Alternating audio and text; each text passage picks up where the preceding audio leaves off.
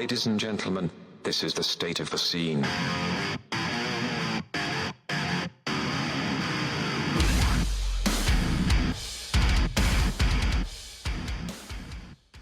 Yo, what the fuck is up, Warped Tour? The state of the scene at SOTS Podcast on all social media. Sam here with Marcos. What the fuck is up? I was supposed to say what the fuck is up, Marcos. I forgot. I had like a new addendum to my what the fuck. I've doubled the amount of what the fucks I say in a show now. Always ensuring we could never be monetized on YouTube. Okay. I mean, I don't know if you know how YouTube works, but us dropping 6 song clips into every episode eliminates the possibility of that right out of the gate. It does. It's like irrelevant. We could swear more because like it doesn't even matter. You know what I mean? You're not allowed to swear. Do you even know how YouTube works, Sam? I do know how You're not allowed to swear within like the first 5 minutes or some shit. Because you'll get demonetized, right? Yeah. What I'm saying is that we already know we're demonetized. You know what I mean? Oh, right. You know what I mean? Fuck you, listener. This is like last year on your contract, so you really don't give a fuck anymore. You know what I mean? This is like I put my 2 weeks in type energy. Right. Well, it's like, what are you going to fire me? We're live. We're on air. Yeah. Yeah, indeed we are. You're supposed to say I don't give a shit? I don't give a fuck. Okay. Well, it's a Shaq thing. But fucking care. What does Shaq say? Where he's getting like interviewed post game and he's like, Shaq, how do you feel right now? And he's like, I don't give a shit or something like that. Between the two like, of Shaq, us, we're live. Who would you say is the Shaq of this podcast? I would say I don't care. Who's Shaq and who's Barkley on this podcast? They never played together. No, but they You're saying I'm Barkley. Yeah. Okay. Are you though? Who's the? I know. Johnson. As usual, you've brought Kenny nothing. The Jet. As usual, you've brought nothing to the table in terms of banter. But I Shaq. know I'm Shaq. You must have an opinion on the All-Star game that happened the other weekend. So I didn't watch it, but I caught all the highlights. That feels very unlike you. No, dude. Not that I stream anything illegally, but if I were to do it, sure. Unfortunately, the feds have made that really complicated lately. Is it getting worse? If I were to use a certain site, I don't use it anymore. Have you heard through the grapevine that it's getting harder to stream things? I've heard that through the grapevine. Yeah. And it's to the point where if you just casually illegally do things, which I don't. Sure. It's made it difficult enough to where I don't even bother seeking it out anymore if I did that. Is this a case where like you could solve this problem with like a VPN if you were like really dedicated? No, I don't think so.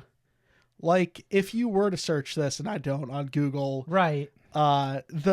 You go to the bottom of the page and it's like, the FBI has removed 3 of the links from this web search for this and that reason. And it's like, okay, cool. That's awesome. Not that site that I didn't use was any good anyway, because there was always buffering, but what do I know? Okay, to circle back around though. So you saw clips from the All-Star game. Were you impressed in any capacity? Or? No, I was really unimpressed. Well, what I wanted to say is that I heard something going around. I think it was about Kevin Durant sort of being like, I don't know if like a sad sport about the whole event, but like kind of being a downer. So the main criticism coming out of the All-Star weekend in the NBA was that so last year it was that the All-Star game sucks. No one puts any effort in. It's just a race to 1 billion points and no one plays defense, this and that, whatever. So they changed the format this go around to where it's 4 separate teams. Yeah. One team is not all-stars. It's just rising stars from like across the G League and the team. Okay, like prove yourself type thing. Right. And just to pause for a second, this is an alternative music podcast, so hang tight because we'll be talking later about A Day to Remember, Sleep Token, Pvris, and a lot of other big news. Spiritbox, not Motionless and White, even though they're heavily displayed in the background of this episode. For YouTube viewers, comment your favorite Motionless and White album. All right, go ahead. So there's 4 teams. One of them's rising stars. And then the rest were like drafted by everyone else on inside the NBA. So there's like the team of OGs, which is LeBron, who pulls out last second, not in the fun way, in the doesn't play way. And it has like Curry and Durant and all those people. Then there's another team that's like young stars, which has like a guy who's 28, who's just objectively old at that point. Sure. And shouldn't be in that team. You say you can't be a young star at 28. Exactly. Sure. So like they all play against each other, and it's like sort of a tournament format. And now the main criticism coming out of this year is that there was like 40 total minutes of basketball played this go around, whereas in the like past 3 there hours was of more. ads. Yeah. 2.5 hours of ads, something like that. Sure. Exactly. And how many points did Mr. Beast score? And was he a rising star or a veteran? Beast's, beautiful ass was actually the MVP of the night. Okay. Understandable. He didn't score a single point, but that's just how, like, it's the intangibles, really. It's really that money that be talking in a way. Sure. And good defense. Yeah. I went to a country bar restaurant on Monday. Is this just like a new era that I have to pretend I like? Or... I mean, this is ostensibly what did happen to everybody I grew up with who listened to scene music. Is now they're all like sort of like tell me you heard a Bill Murray song. Boot wearing, two-stepping, but in a square dancey type way. All right, I got questions. How much Bill Murray did you hear? How much Mitchell Tenpenny? Zero Bill Murray. Did you hear Zero Lonely Mitchell Tenpenny. Road by MGK? Zero MGK. Any Jelly Roll whatsoever. Okay, so what's fun about this place is that like so we get there and it was like a Monday night, right? And we had just done our taxes, which made us both deeply depressed. So we thought we'd go out and try to cheer ourselves up. This is you and the fiance? Yes. And we get there and it's a country bar and it's fairly empty, but what's cool is that it has like... What makes this a country bar? So they have a stage where country bands play. They weren't playing that night, but they do play there. They do square dancing. Is it in a barn? Like in specific nights. It had like a barn aesthetic. All right. What's it like? And on all the TV, not all the TVs, but on a handful of the TVs, it was kind of like what the Hard Rock Cafe does, where they play like music videos, which I thought was fun, right? So it's like, hey, here's a song by Keith Urban. Here's a song by, name a country artist. Gun to my head. Kenny Chesney, right? The fucking good old boys in their truck, whatever, the Sippy Gang. Right. All your favorite country bands, right? Jeff Gordon and the fucking pit team. You know what I mean? Who's the one who sings the Cars song? Life is a Highway. Lady A, all your favorite country bands of all time, which I like as aesthetically, like as a vibe, I really like it because I kind of like, not that I'm a huge country guy in any capacity, but I do like that it's very married to its aesthetic. So it's like, hey, you got fucking Big Game Hunter fucking arcade cabinets in the back. We're playing country videos, like, and all of these tables are set up to get pushed out of the way and everyone can start square dancing at any moment, right? Like real fun vibes. Well, apparently not any moment. The band's not even playing. It's a Monday night. Any moment on a Thursday. And I just had this thought, and I'm sure, it's a thought that millions of other people have had in the past too, where it's like, hey, wouldn't this be cool if it was more in line with my sensibilities? Okay. I was like, turn this into the fucking scene country bar. Like you go in there, you sit down, they got fucking Taking Back Sunday playing on like a TV or whatever. I don't know There's what kind a of hot topic wall for no reason. Yes, with all the yes, shirts. exactly. Right. And you get a small stage there for like local bands too. Like I think that would be such a cool, like fun fucking idea. And like I'm sure like it'd be hard to talk money on it. Like you know what I mean? A DIY music venue. Yeah, I mean you are, but like a restaurant. So it's like, you sit there, you hang out, there's a fucking bar, like it's a chill place. And sure, all of these things sort of do just sort of like mount up to like a local venue, but it's a local venue that's also like a bar restaurant on nights where bands you want to be able playing. to sit down. I want to be able to vibe, right? Like just vibe. Vibe in a place that like speaks to me specifically. You don't want to have right? to pay $20 to park.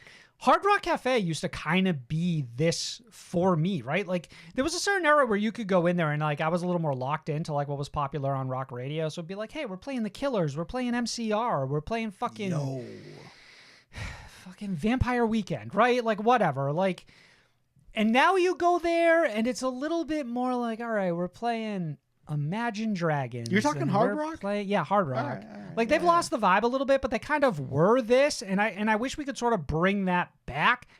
Like I remember there was one time I was in a Hard Rock Cafe and they just played a fucking Of Mice and Men song, and I was like, well, this is fucking cool. Right. I wish this was just a place I could go, right? Yeah. Like this is fun. This is a cool vibe. So ultimate like final takeaways from ultimate indulging final takeaways? your countryside?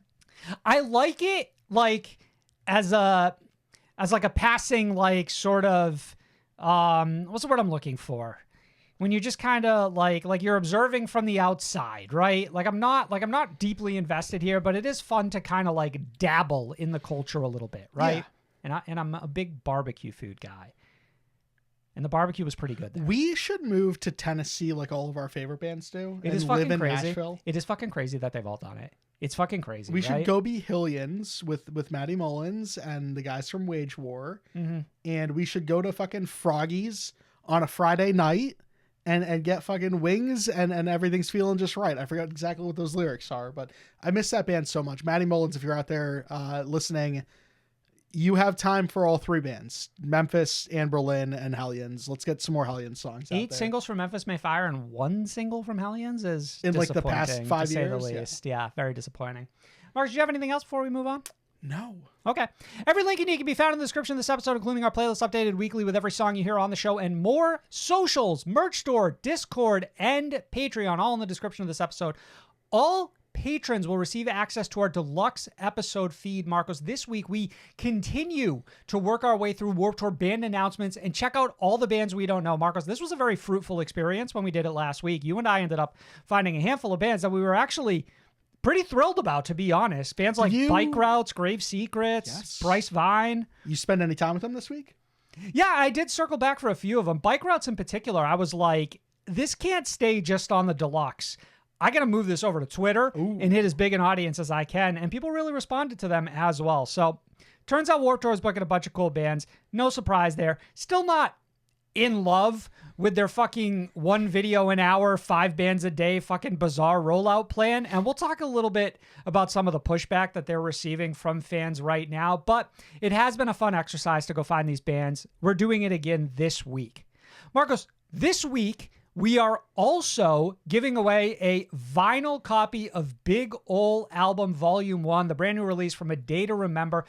I grabbed an extra version of the Spotify exclusive vinyl. In order to win that, all you got to do is be signed up to our Patreon at any paid tier by the end of this month, and you're entered to win. And tiers start as low as what? $3 a month, and you get access to all of our deluxe episodes. Think we might do this more moving forward if people really do enjoy it and people engage with it. So this is a fun way to offer you a little bit more of an incentive to join our Patreon. Like I said, brand new vinyl, Spotify exclusive, A Day to Remember's Big Ol' Album Volume 1. We'll announce the winner on next week's episode. We can't get into it just yet because it's in the news, but like it's also the only way to hear that album right now. Technically, it is the only way to hear that album right now. Patreon.com/SOTS podcast. Link in the description of this episode. Mark, so let's get into the fucking news.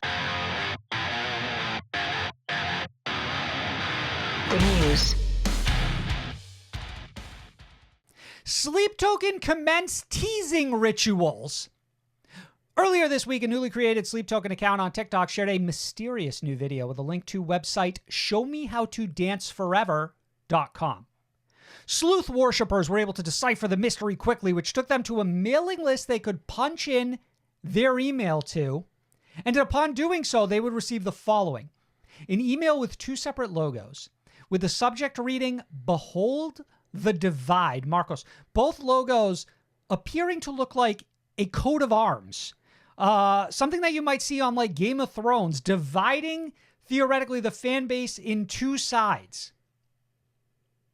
You were then able to be entered into one of 2 houses represented by these logos, one side being Viridian and the other side being Arcadia. Speculation was abound with them chasing down coordinates perceived through the visuals and attempting to decipher the meaning behind separating the fan bases into houses, which spiraled across social media as we all sort of sat and waited for more information, which Sleep Token was not willing to give. So this being the beginning of them theoretically teasing new music or a new album or whatever it is Sleep Token plans to do next, has been very exciting. And I've really been into sort of watching all of the fans dive deep into this and try to extract as much information as they could from as little as this band was giving this. Marcos, and all of this is in advance of Sleep Token headlining Download Festival this June in the UK. So I have a couple of takeaways here. Yeah. I think above all else, I love that Sleep Token remain one of the most extra bands in the history of our scene. I love that we are continuing with mystery and teasing weird shit. I'm a little torn because I personally don't love the whole divide aspect of this and the whole, I mean, just on its face, like face value, splitting the fan base up into two separate houses. I don't know. I just don't like this. This feels like, to boil it down to the absolute most vanilla comparison, it feels like a Team Edward, Team Jacob, Twilight thing. Wow. Where it's like, I don't know if me personally, I'm going to get much out of this. Okay, sure. I don't exactly care to claim either house yet, but I am really excited. Okay, so you'd like to remain somewhere in the middle. You don't want to. Yes. You have no loyalty right now. No loyalty. No loyalty. It's right now. It's fuck Viridian. It's fuck Arcadia. But it's worship forever. And I'm really excited to see exactly what this rollout is. I think all of us deep down are excited for new music. We're hoping it's that. At a base level, I'm not going to lie. It was so nice to see something from Sleep Token that wasn't a link to their merch store. Because it's been a long fucking 2 years of like, we've got an action figure. We've got a fucking bomber jacket. We've got fucking t-shirts at Hot Topic. It's like, all right. We've got a new Australian merch store. You heard it right. Squeeze as much fucking money out of the Take Me Back to Eden era as possible. Mates, like, worship. I get it, but as a fan, like, I'm tired of all of my story notifications being fuck all. Okay. Or alternatively, a tour announcement that I need to fight tooth and nail to even possibly even queue up for, to buy a ticket that will eventually sell out. Well, that's inevitable regardless, it's Marcos. Dylan over on Twitter said, whatever the Sleep Token house thing was is the most fun this app has been in a long time. Disagree, Dylan. What the fuck? I'm with him on this I didn't one. look at this and think to myself, oh, wow, I'm having a lot of fun. It was more, hey, cool. Sleep Token's being weird again. That's the fun that I'm having. Okay, but you don't like the fit. So Again, I was following a couple of people on Twitter who were like really digging in deep. They were like pulling coordinates. They're like, hey, this ties back to like a 17th century fucking mosque in the middle of nowhere. Like, what does this have to do with? What could this be? What is Sleep Token trying to tell us? I rarely ever dive that deep, but I like watching other people engage with it. How do you feel about the Dance Forever thing? I think the biggest appeal I have here in wanting new music is the band expressed that Take Me Back to Eden was the final part of a trilogy of sorts. Yeah. So I'm really curious to see if there's any sort of, maybe not sound change, but like, I'm just curious what they're going to try.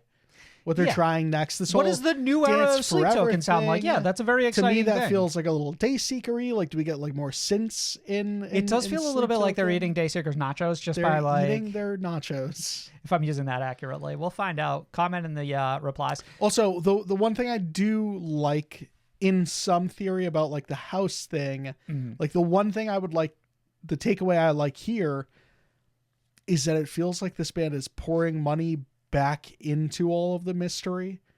So like even though there's been a bajillion fucking merch drops and links, I don't know if I'm seeing the money. I'm not seeing it yet. I'm seeing the investment in terms of like they're keeping it exciting, but I don't know if I'm seeing like the dollars the thrown. Potential is what I'm talking about. It's like, okay, they could potentially do something really cool here in a way that like 21 Pilots only ever half commits to. And I'm really excited about that. 21 Pilots did not deserve to catch a stray. They deserve the stray. I think the nice thing to see from Sleep Token in terms of like financial investment for me personally would be a music video that was sort of above like a visualizer level, which is all we got for the Take Me Back to Eden era. Colonel Anthony over on Twitter said, my hot take is that it's actually really fucking cool seeing the Sleep Token fan base come together to try and solve the teases despite the fun police shitting on them on Twitter. Marcos, Colonel Anthony calling out you specifically here. Left my fun badge at home, Sam, but honestly, what a fucking awful fan base this has turned into. What the fuck? And I'm not talking specifically about the ones that go out and help solve the mystery. I just think that like the fan base at large is fucking out of control. They take a lot of excitement that I have away from this. Wow. But Okay. but we'll see. We'll wait and see. There's some of you and I are clearly divided in houses here. Heather Rose over on Patreon said, I saw a theory that Sleep Token and a new mass band called President may be connected. President was just announced for Download Fest, and both bands have the same mask maker following them, along with producers and photographers. Would be cool if it was them, but a different vibe. Marcus, I don't know how much you've seen of this one's a different house of a new project called President. It's something I've heard of, and that's it. They have like some vague, like aesthetically pleasing reels over on Instagram, teases that don't or haven't really amounted to anything just yet. They've shown a mask figure with like a president mask on. To be honest, to me, it looked more associated with something like Ghost than it did Sleep Token. But again, we don't know what the new era of Sleep Token looks like, so it's hard to say for sure. It's going to end up being like members of Ghost and Sleep Token's new project. I mean, it's interesting if that theoretically was the case, right? Zach Cervini, renowned producer, shared it today. Adam Rossi, photographer who's known for working with Sleep Token, liked one of their posts earlier. So people have been like kind of trying to connect the dots, but there really isn't Did Adam quite Rossi enough there. ascend with Sleep Token too, or was I remember Adam being associated with a different band prior? Is that the case? I personally, I guess, associate with him with Sleep Token specifically. So I guess in my mind that is the case. There's not like quite enough there to attach President to it, but it is interesting that it all kind of happened at the same time. Dear Ambolino over on Twitter said, President is going to be entirely unrelated to Sleep Token, and it's going to be really funny when people realize it. I guess the biggest guess here is that bare minimum, this feels like it could be a super group. And if it's not that, and if it ends up just being like some sort of campaign rollout for something like Sleep Token or something like Ghost, that's also kind of a neat way of doing it. It reminds me a little bit of the whole Locus Ultra thing we got from Under Oath a week ago that felt a little flat to me. I'd like to see somebody do it really well. Yeah. Admittedly, though, probably the least exciting piece of this entire puzzle for me.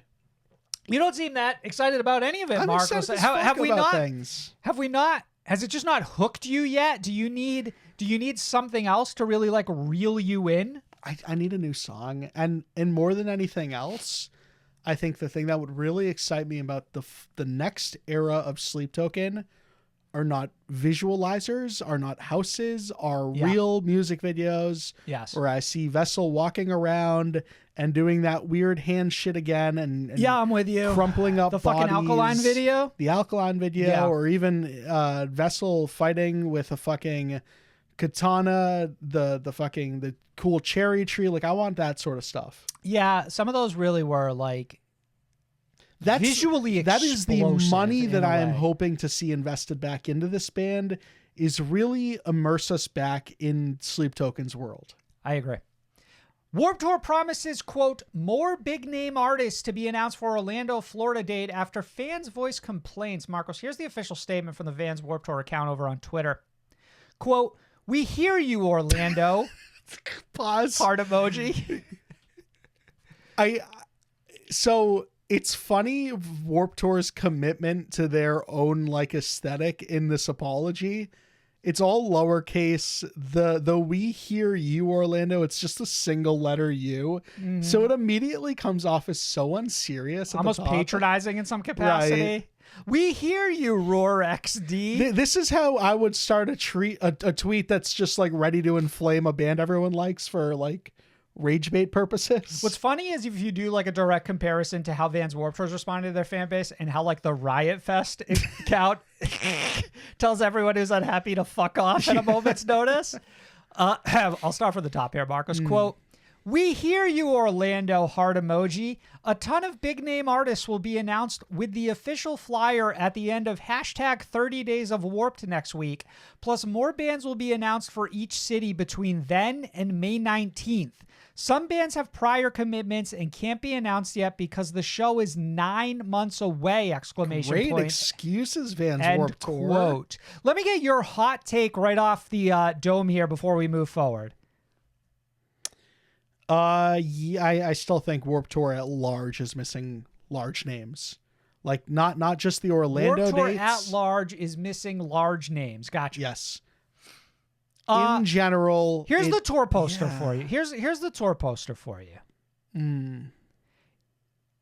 I guess. All right, let me start at the top. What is our biggest name here? What is our biggest name? That's a good one. Okay, Blackville Brides, fairly large. Yeah. Right? That right now, that's my number one right now.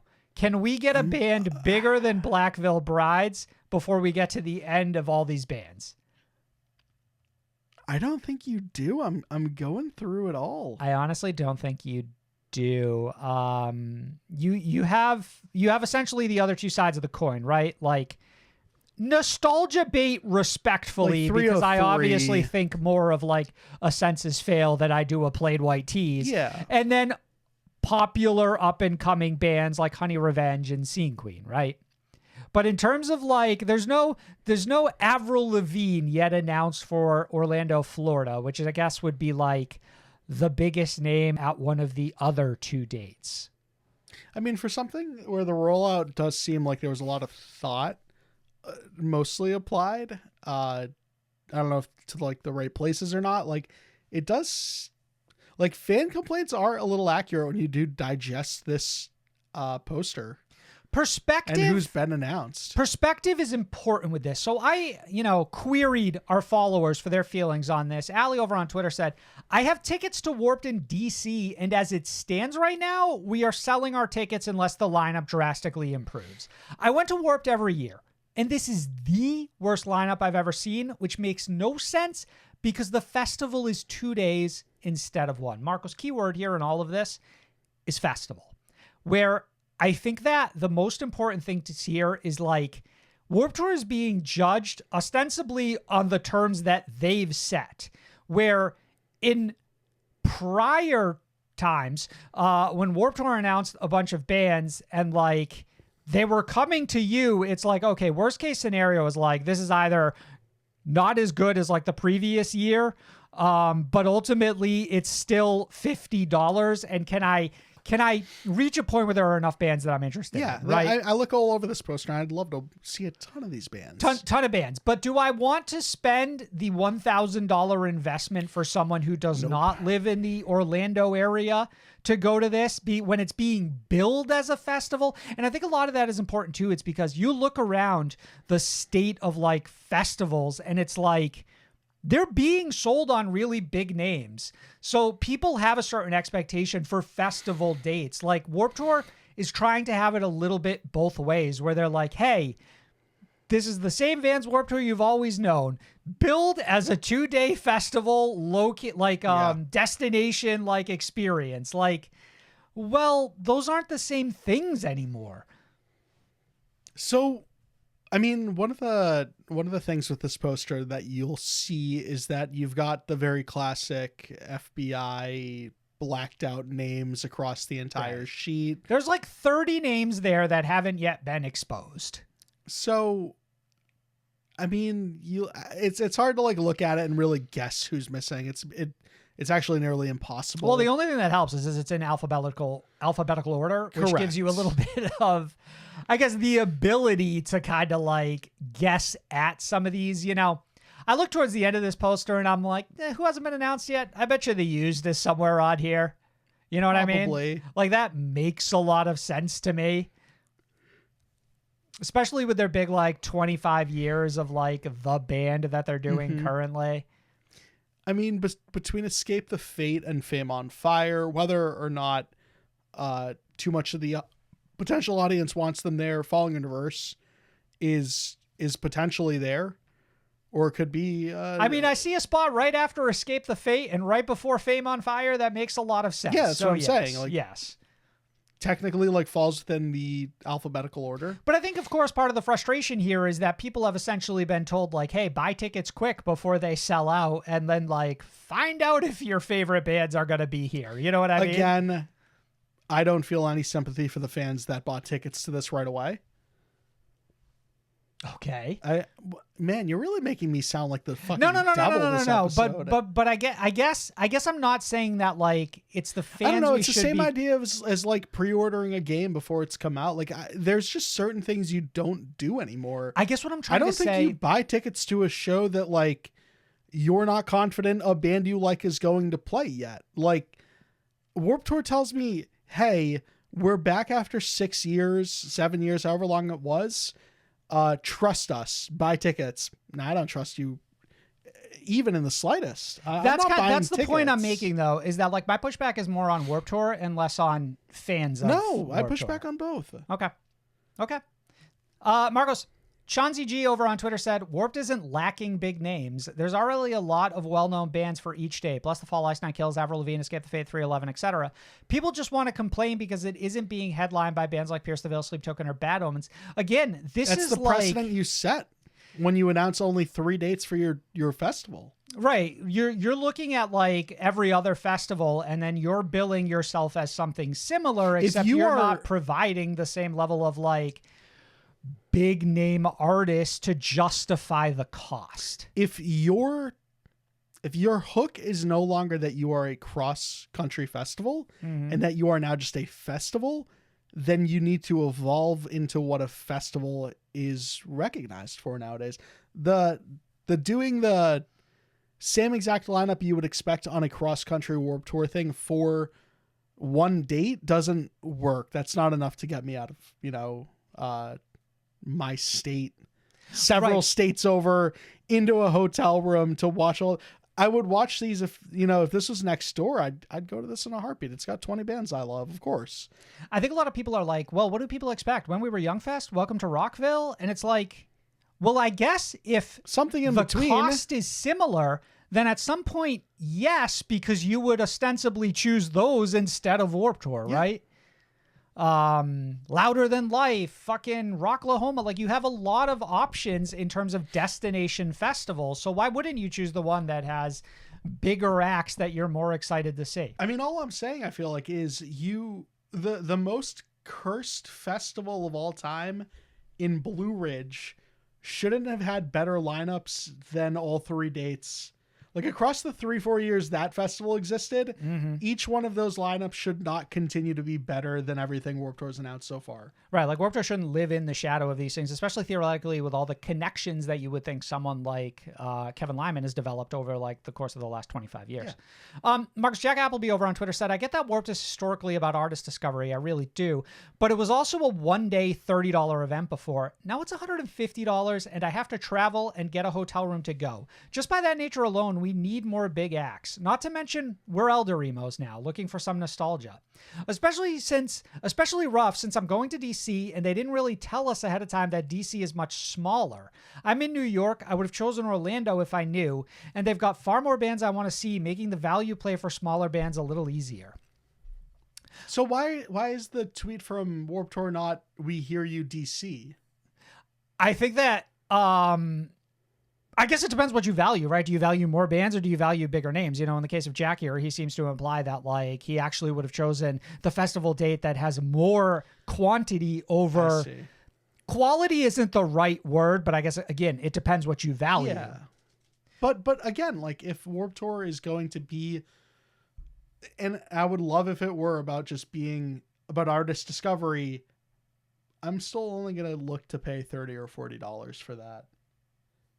In the same way that you went to every Warped Tour in the past. And like the precedent you're setting is that I'm no longer, when you do a one date only festival, you eliminate I'm going to just stop and watch this random band set that I've never heard of.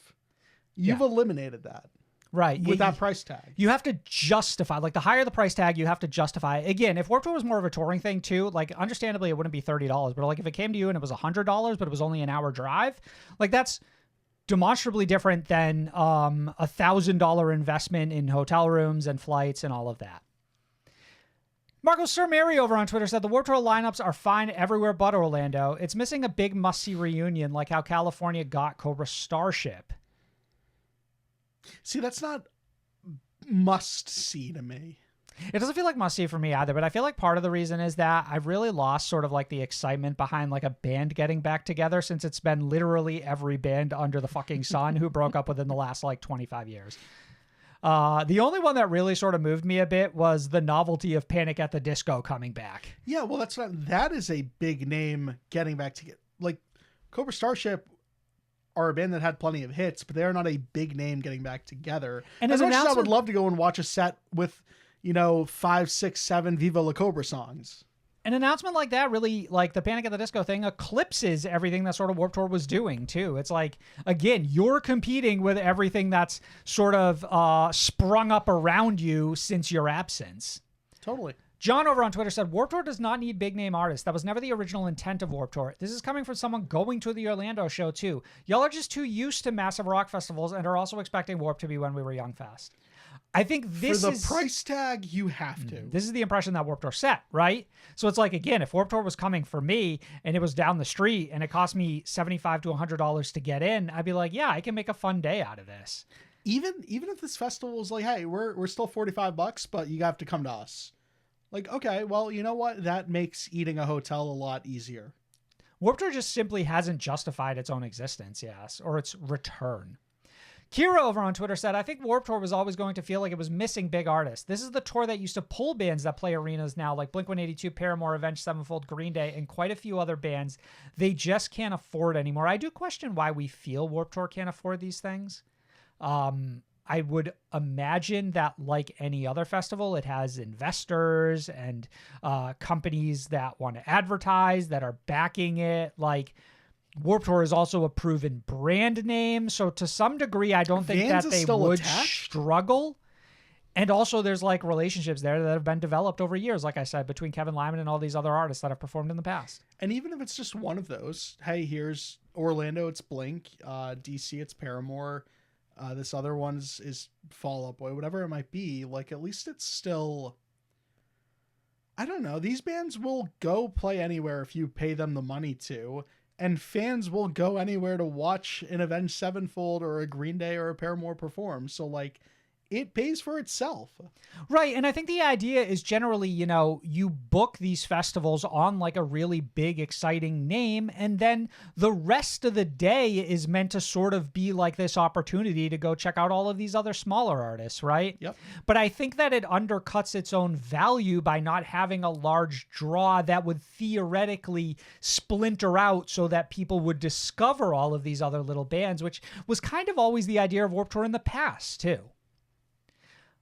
David over on Twitter said, people who say Warped Tour was always about smaller bands fail to realize that it was okay back in the day because they came to you.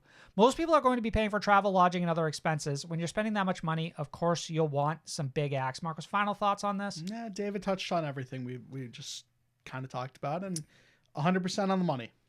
Very well put. Marcos, Gerard Way of My Chemical Romance and Gabriel Ba will be releasing a new Umbrella Academy comic this June per Variety. Marcos, we're never getting MCR5. We do not fucking care, bro. We're never getting MCR5. The fucking Netflix show is over. We didn't need a new comic. I like. I'm saying so I'm tired. deeply I'm a tired disappointed person. as a massive Umbrella Academy fan. This is not news I want from Gerard Way. I'm tired. I'm asking kindly. Now, currently, I'm asking kindly for new music. My tone is going to change if 2 years from now we're on our second Netflix comic book show. Like, stop with the side quests. It's coming. Enough. Didn't we see like a trailer already? It's not like an official Netflix show yet. There is another comic. Yes. It was called like The fucking Nurse in the Garden of Evil or something. Not officially a Netflix show though. Is President My Chemical Romance? Fun idea. Can My Chemical Romance be booked for Warped clip Tour? it if I end up being right. Can My Chemical Romance be booked for Warped Tour? Is there a chance? No. No. Marcus, Thornhill cite the likes of SZA, Interpol, and Tyler, the Creator as inspiration for their new album, Bodies. Thoughts? Fuck it. Sure. Okay. I believe you. Perfectly said. I mean, I don't like. Is it all the most recent eras of these artists? They didn't specify. I mean, I like all the recent eras of these artists. I guess Interpol is probably the one I'm least. Do you familiar like this with. thing that sort of seems to sort of continuously happen where it's like all of the bands that you go to because they're dramatically different than what's on pop radio are simply inspired by pop radio, which is sort of very funny. It's so funny the visceral reaction I used to have to shit like this in the past. I used to get so now. upset. I'd be like, what do you mean Thornhill's listening to fucking Tyler, the Creator? Like, no. Thornhill should be at home listening to Northlane. You gotta be listening to Old Bullet for My Valentine albums, right? Then You need then To that'll help study me- game. Yeah, you exactly. need to respect game. Yeah. Marcus, Bad Omens and Corey Taylor of Slipknot are teaming up for a cover of Dust in the Wind by Kansas for the soundtrack for the upcoming film Queen of the Ring, which is being released through Sumerian Records movie imprint. This song will drop the Wednesday of the week you're listening to this, so we'll talk about it obviously on the following show. Do you have strong feelings on this? Do you need to hear the song first? Have we heard this song before? Nah, well, have I heard Dust in the Wind by Kansas? Do Yes. we know who the fuck is this song? What do you mean who the fuck is? Give me like anything. All we are is dust in the wind. Are you fucking kidding me? Not doing anything. You'd never heard that Sounds before? like a Seal song. Fuck you. Just fine. You don't I know like Seal. anything. This is a very popular this fucking old classic sucks. rock song. Sure, whatever. This sucks? This sucks. You're dude. that hard I'm out so- I'm against so this out of the fucking- gate? I don't understand why everyone just loves Corey Taylor. He hasn't written a good song in a decade, at least, if not longer. 2 solo albums to his name, both garbage. And now he's infecting the bands we love. Okay, wow, incredible. Everyone else is going to let this slide but me. And I think Future will look fondly upon my feelings. Okay, you're saying this is going to be... You're saying Corey Taylor is going to be the first L that Bad Omens is going to take? You're going that far? I don't know if I'm going that far. You're going that far, huh? Are we watching Queen of the Ring, Sam? I think I might have Any to. excitement whatsoever for anything Sumerian Films puts out? I mean, the soundtrack specifically, I guess at this point, like theoretically, if the rest of that soundtrack is like I See Stars and Lil Huddy are covering like another classic rock song, I'd be like, sure. Sure. Like, sure. Sure. I like if that's sort of the energy we're bringing to this, I'm curious. Marcus, Kellen Quinn says new Sleeping with Sirens album has a lot of Let's Cheers to This in it in new interview with Kerrang. Marcus, do we believe his ass? So my energy is going to be fucking... Everyone's going to hate me this episode. I don't know. Fucking hell. Bro, you can't just say this the year you get off of touring to Let's Cheers to This. This is They're like... re-inspired. I'm sure you are. They're inspired by their own nostalgia. Put the songs out first and let us decide for ourselves before you confirm it. Okay, interesting. They're working with Will Yip, which is news we talked about in the past, which is kind of exciting. Kellen Quinn keeps posting like little things here and there. Like, I've never been more excited for an album in 20,000 years of recording music. I mean, I guess that, I don't know, that is always interesting to me. And then I remember everyone says that every single time. And it's like, I don't know, like, what's his face just said this. Right, your trust Spencer has been of broken. Under Boy Who Oath Cried Wolf type thing. Just said it's the most excited he's been to release an album. I'm like, all right, well, sure. You said that last go. Okay. Marcus, let's see if this gets you excited. Tim Henson of Polyphia shouts out MGK for making the guitar cooligan in new interview with Guitar World. Quote, MGK got a #1 record with a guitar on the cover, which is really cool. So shout out MGK for making guitar cooligan, end quote. This feels tongue-in-cheek, but I'm going to take it at face value. I'm taking it at face value as well. Damn fucking straight he did. Damn fucking right. Okay? I feel like we're seeing other greats of the genre of people who play guitar show their respect for a real one. The only thing that's bad about that cover is it's not The cover of the guitar that MGK would go on to release The in Razor later Blade guitar? years with the Razor Blade guitar. It would be fun if he redid the cover for like his newest album, It'd but be it was him with dope as hell. and then the pool's full behind him. Finally, Marcos, Aaron Stringer has filed a trademark lawsuit against Joel Birch for the use of the name The Amity Affliction. This has gone from messy to straight up chaotic. It's, well, messy, chaotic, and at this point it's just like reality TV levels of just what the fuck is even happening. Silliness. Yeah, like this is all beyond the point it should ever get to, and it's like, I understand why Aaron feels like, I'm not going to tell Aaron like he shouldn't be doing this, but like, I don't know. This is such a, it makes me not want to follow either of these two ever again. Like, right, their like careers, you just want to dip out now and be like, all right, I don't want my memory of this artist Right. band tainted. I did have an interesting thought sort of in relation to this, which is that it's funny we've never seen this happen before. Like, think about the amount of times like a guy's been kicked out of a band, even like the vocalist or the face of that band, and like no one's ever come back and said, actually, I am so critical to this project and I was such a big part of starting it that I too should be able to move forward using this name. You're wrong, but I can't remember the recent artist who tried this. Okay, interesting. I didn't There's realize something that this in like is the kind of past like 3 or 4 years where this happened. where somebody actually did push Yeah. back. I'm curious if we actually see more of this. Like, if something like this has happened now, let's say someone like Aaron is even successful here, right? And some level of this is like, well, hey, even if like Aaron's not in the band, he is going to go on to collect like royalties for anything they do moving forward, not just the use of like material he's been like involved with in the past. If Aaron is successful here, then I cannot wait for like the other stage to light up at When We Were Young and Ryan Ross to walk out with a belt that has just like the exclamation point on it. Yeah. Just ready to reclaim that name right there on the spot, live on national television, baby. Who's the most like who's the devil that could rise from hell to really cause like I was thinking like what if Jeremy like was like the Paramore name? Shut up. The Paramore name. Like who could really come after someone with like a renewed sense of like intensity? I love the idea of like the Powerpuff Girl villains that are Jeremy and like the other twin from Paramore. Right. Joe Farrow or whatever his name was. Right, like who could come back with a vengeance? Right. Who do we think was out and like is not gonna give up? You know what I mean? Matt Skiba's like, actually, right. I did a lot for Blink-182 in those 5 years. Recently performed with them again, very much definitely confirming I'm an integral part to this band. Like suddenly you try to think is like you also try to think of like something like Every Time I Die, which essentially like nobody moved forward with that name, which is a little odd. Like you wonder if like that was the case between like those separating parties where it was just Maybe like, that's hey, what I was neither of us thinking settled of. on this. Because initially he was just kicked out of Every Time I Die.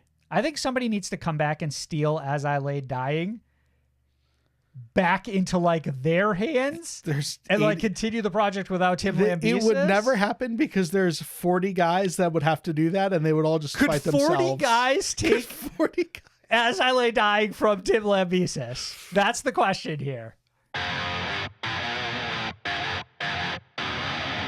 The Spotlight. In the Spotlight this week, Marcos, every week we, alongside our listeners, will help shine some light on smaller bands within the scene. This week, Caillou over on Patreon suggests the new song Plan Z from the band Headwreck.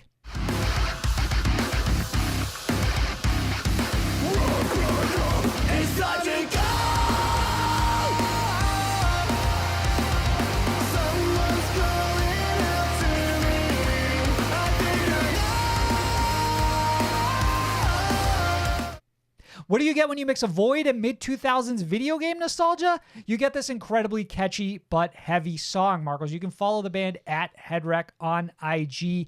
I want to fucking double down and second and back the fuck out of this suggestion, Marcos.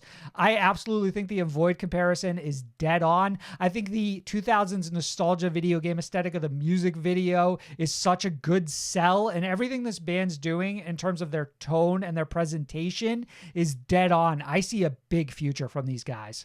Official third stamp of approval over here. I Three love this stamps fucking of band. approval. This band fucking rocks. This video fucking rocks big time. And I wanted to recommend this week the song Sore Eyes by the artist Mad Kelly.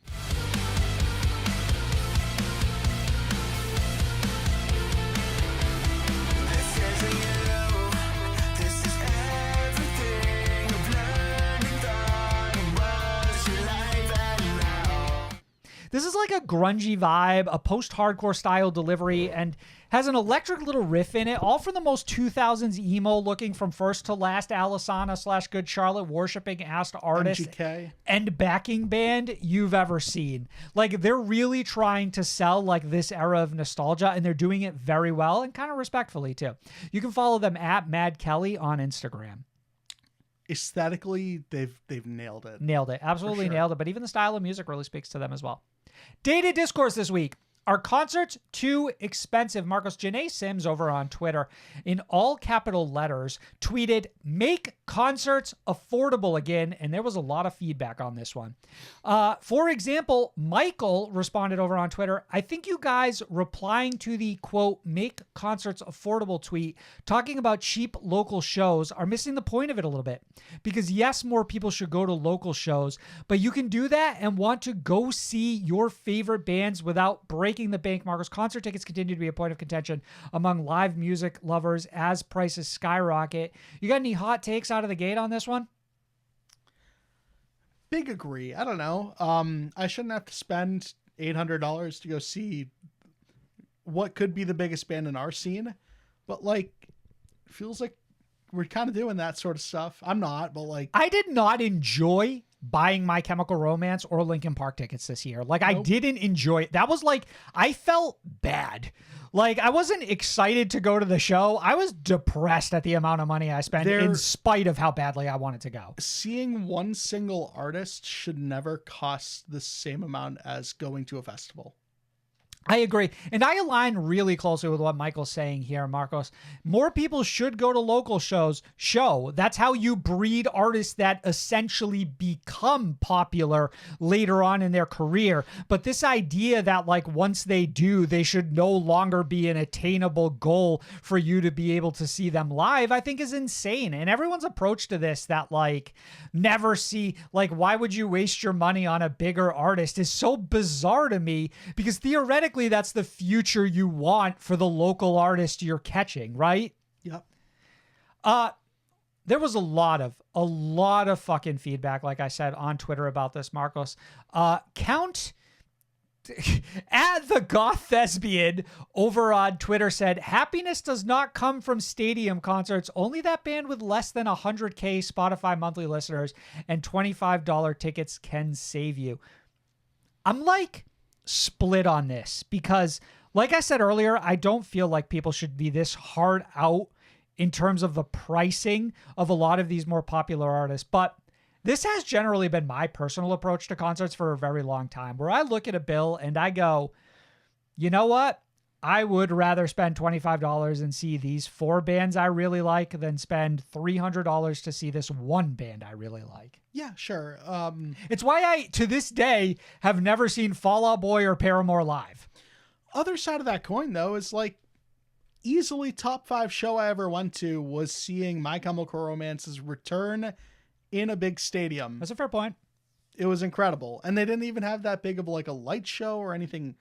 Actually, I guess they had like the whole like torn down city. They had a pretty good fucking like production. I'm going to give that and to that's them. that's where like I want that's my part of the money cost to go. Yeah. When you go to a stadium concert, but at the same time, like I still don't see the need for those to be more than $100 each.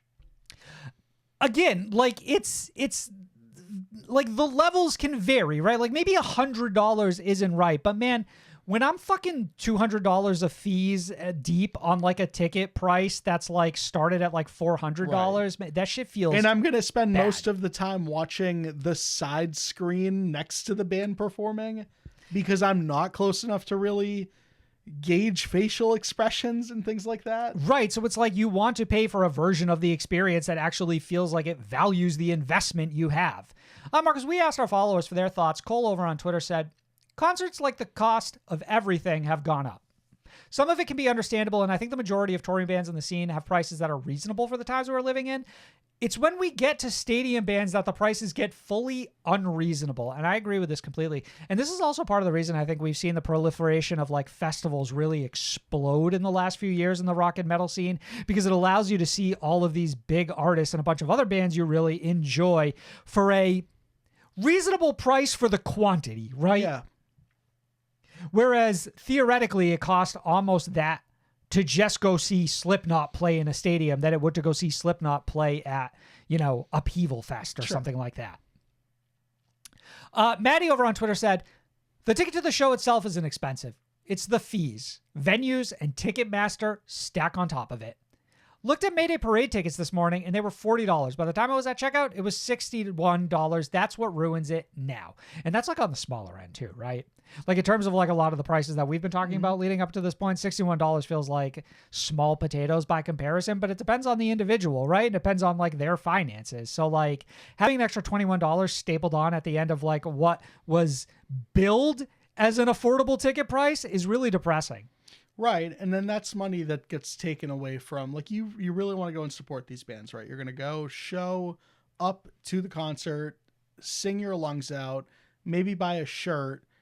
That $20 in fees could have gone to that shirt, which now somehow costs $45. And so you're not buying merch anymore, especially because merch is so unaffordable. Ticketmaster's cut, venue cut has sort of caused all of these things. Just inflation in general, the cost of touring, everything is causing this to go up. And then part of the problem is that none of us are making more money. So it's like all of these things are rising dramatically, but we can't afford it. I think it's kind of like part of the reason why I'm a little scared about like the touring industry, just in terms of like, is it feasible if it continues in this direction? And then like suddenly you're looking at tickets to these artists and it's like even the small shows start to become expenses that you can't justify. Yeah. I wanted to note something here about how I kind of have approached buying band merch in general lately too, which is that I go on like a fucking band's website and I'm like, oh sweet, they're brand new vinyl, $29.99. Go to check out, $50. And I'm like, well, suddenly it's a lot harder for me to justify spending $50 on a vinyl than it was for me to justify spending $30 on a vinyl. Yeah. So it's like, part of me feels like this isn't necessarily the band's fault, but there is a level of disingenuous marketing that comes with everything now, which is to say that like the price it's being sold at is not even close to the price you're spending. Right. What you were checking out with. Right. Like what you've like sold to me as being like an affordable vinyl, by the time I get to the fucking checkout, it's not that same price by a large margin, which is why so many times I feel like now I get to check out on something and I just like delete the page. Yeah. I'm like, I'm just like, I can't justify this. Mel over on Twitter said, concerts are too expensive for the general population, but not expensive enough for bands to make a profit. That is a big problem. Then, I mean, in the same breath though, like, are we not allowed to reassess things by any means? Like, I mean, you would have to you would have to reassess the whole industry, but part of the problem is like how much of it is so engraved. It's beyond broken, but right. So it's like obviously with labels and like a management level getting a cut and then like promoters getting a cut and then the venue taking their cut and then Ticketmaster adding a fee and then also taking a little bit off the top. It's like by the end of all that, you kind of understand why bands are charging $100 for a fucking like hoodie when you go. But like sooner or later, I think it's like I can't buy a $100 hoodie every time I go and see your band though. So like I don't. Man, the fear here is that you're almost going to like institute kind of, and it's like, it's not like the band's fault, but like ultimately where I feel like the direction we're going in is almost like an industry crash, just in terms of like who can actually afford these things, like who can spend the money, especially when everything else around us begins to cost more. It's like sooner or later, it's going to be the things that like are frivolous that we can no longer justify, like going to concerts, right? So I'm scared, like, with the current trajectory, where we're going to end up ultimately. But you're right. It's insane that, like, with all that being said, being a Tory band still isn't, like, terribly lucrative unless you're at the real fucking top of the food chain type band. And finally, Marcos, Shut Up CRT over on Twitter said, are concerts too expensive? ? Dude, for the last 2 weeks, I've been trying to rationalize spending the money to go to a concert at a venue I could walk to. Marcos, they can't afford to go to shows in walkable cities anymore. He wants to show up in a limo. Oh, it's a fun idea. But like part of this you don't even consider too. It's like you go out to one of these places and it's like, hey, by the way, also $40 to park. You know what I mean? Mm-hmm. So it's like everybody is fucking like you're getting hit from every fucking angle. It's like, what do you do to like mitigate the cost in any capacity? It's like nearly impossible, right? Right. Like, yeah, I guess I'll take the train into the city to go take this fucking show to try to like spend a little less money. Your local venue, $40 for parking, $8 water, $12 beer, whatever it might be. Like it's just, they don't even touch the bathroom as far as upkeep and maintenance. Right. Right. So it's like, it's not like all of that money is getting poured back in there. It's almost like just them trying to keep their head above water too, which is insane, right? And also make a profit because they're a business. It does to me feel like we are going to reach a point where either we reassess or ultimately we're going to see like some level of collapse. When will the scene bubble pop? New music this week, Marcos. A day to remember of released new singles. LeBron.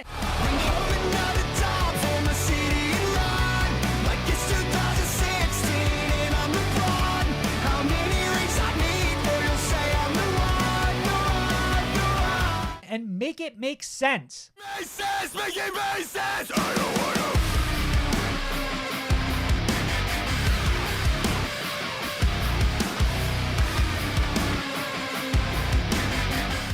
Zeke Armstrong over on Twitter said, after hearing the album, the way A Day to Remember decided to choose the singles off of it made close to no sense at all, and they are arguably their weakest tracks. Also, the physical release out a month before the digital is cool and all, but it just leaves me asking, why do this in 2025? So, little extra context, Marcos. New album, The Big Ol' Album Volume 1, is available now on CD and vinyl and will be available to stream on March 21st. Let me get your feelings on these brand new singles. Do you agree with Zeke? Are they weaker feeling tracks, having not heard the full album? So, singles date back years, for reference. One of those songs came out, I believe, 2 years ago. I want to say 2023. Yes. So Yeah. the album also features Miracle, which I think was a 2023 track, Feedback, which was the band's 2024 track, in addition to these two new songs. And while I agree that, like, well, I guess I can't agree. You don't have enough context. You don't have enough context because background of the with the next part album. of this tweet. But what I will say is the band deciding to choose the singles off of it making close to no sense at all is what we say about literally every fucking album that's ever dropped. So I don't really put a lot of substance, or I don't take much. There's not substance there for me. Also, the physical release out a month before the digital is cool and all. Emphasis there. I think this is fucking awesome. And I almost wish that this was the standard moving forward, especially as a fan who finds themselves pre-ordering things very frequently. Again, I know I said you don't pre-order a game. I meant that more specific to our scene in the context of you also don't just buy tickets to a show, but you do pre-order albums because there's a lot of hype there, and you're basing it off of singles and things like that. There's scarcity. Similar to concerts with their tickets, by the way, but like... And it also gives you a reason to fucking open up that vinyl, find a CD player, to me, it's like, yeah, I love a band challenging the standard, the ease in which you can listen to their music. Okay, I have to actually put in the effort of going someplace, Target, buying the album, wherever it might be, your local records shop, and going home, and like it is forcing you to relive a nostalgia that maybe even a lot of people have never experienced before in our scene. Cause a lot of, new blood in here, people born after like 2006. And I hate like thinking about these things. Sam was born in 2007. Yeah. So there's, I don't know. I really love like, so it's interesting. Like I think that on paper I'm with you, but in practice, I find this infuriating. I'm sorry. I just feel like I pay whatever, $15 a month so I can easily listen to all of these bands I love. And now I have to just, for me, I feel like I have to like arbitrarily wait a month for no genuine reason because the album is all there. So they're selling it. It exists. And the band's like, no. The only pushback I have is I do think a month is maybe a lot. And I think maybe 2 to 3 weeks is a lot cooler. Like there's a smaller window here that makes more sense. But ultimately it's like, as a critic, I hate it because I would have liked to have already heard this album, which you and I have not. We will not be reviewing it during today's episode. We do not have a stream of it in our inbox. Like that does not exist. But I love the idea of a band really taking it all back and saying like, you got to listen to us the old fashioned way. Spotify didn't exist 15, 20 years ago. Go pop the CD into a CD player. The only part I don't like is I also have to end up buying a new CD player because like cars don't come with those anymore. Cars also don't have CD players. So that's like fucking kind of infuriating. Yes. So I don't like, I also can't be like mobile and travel the world listening to this.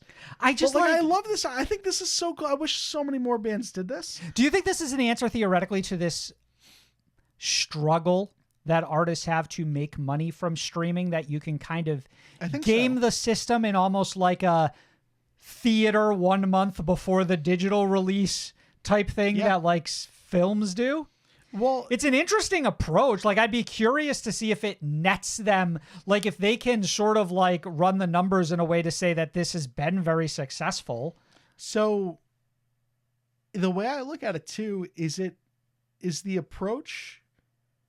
I don't think it takes away from week one sales too much, in the sense Oh, that you're like, saying in terms of like you're losing whatever like addition Okay, you would have from streaming. one sell for a song. Well, like you sell a song, you have to listen to it 12,000 times. So like you buy that and it counts as one of those. So you're almost forcing a few more people to go out and buy these albums. And I think that like, okay, I could see a possibility where like they're almost breaking even here.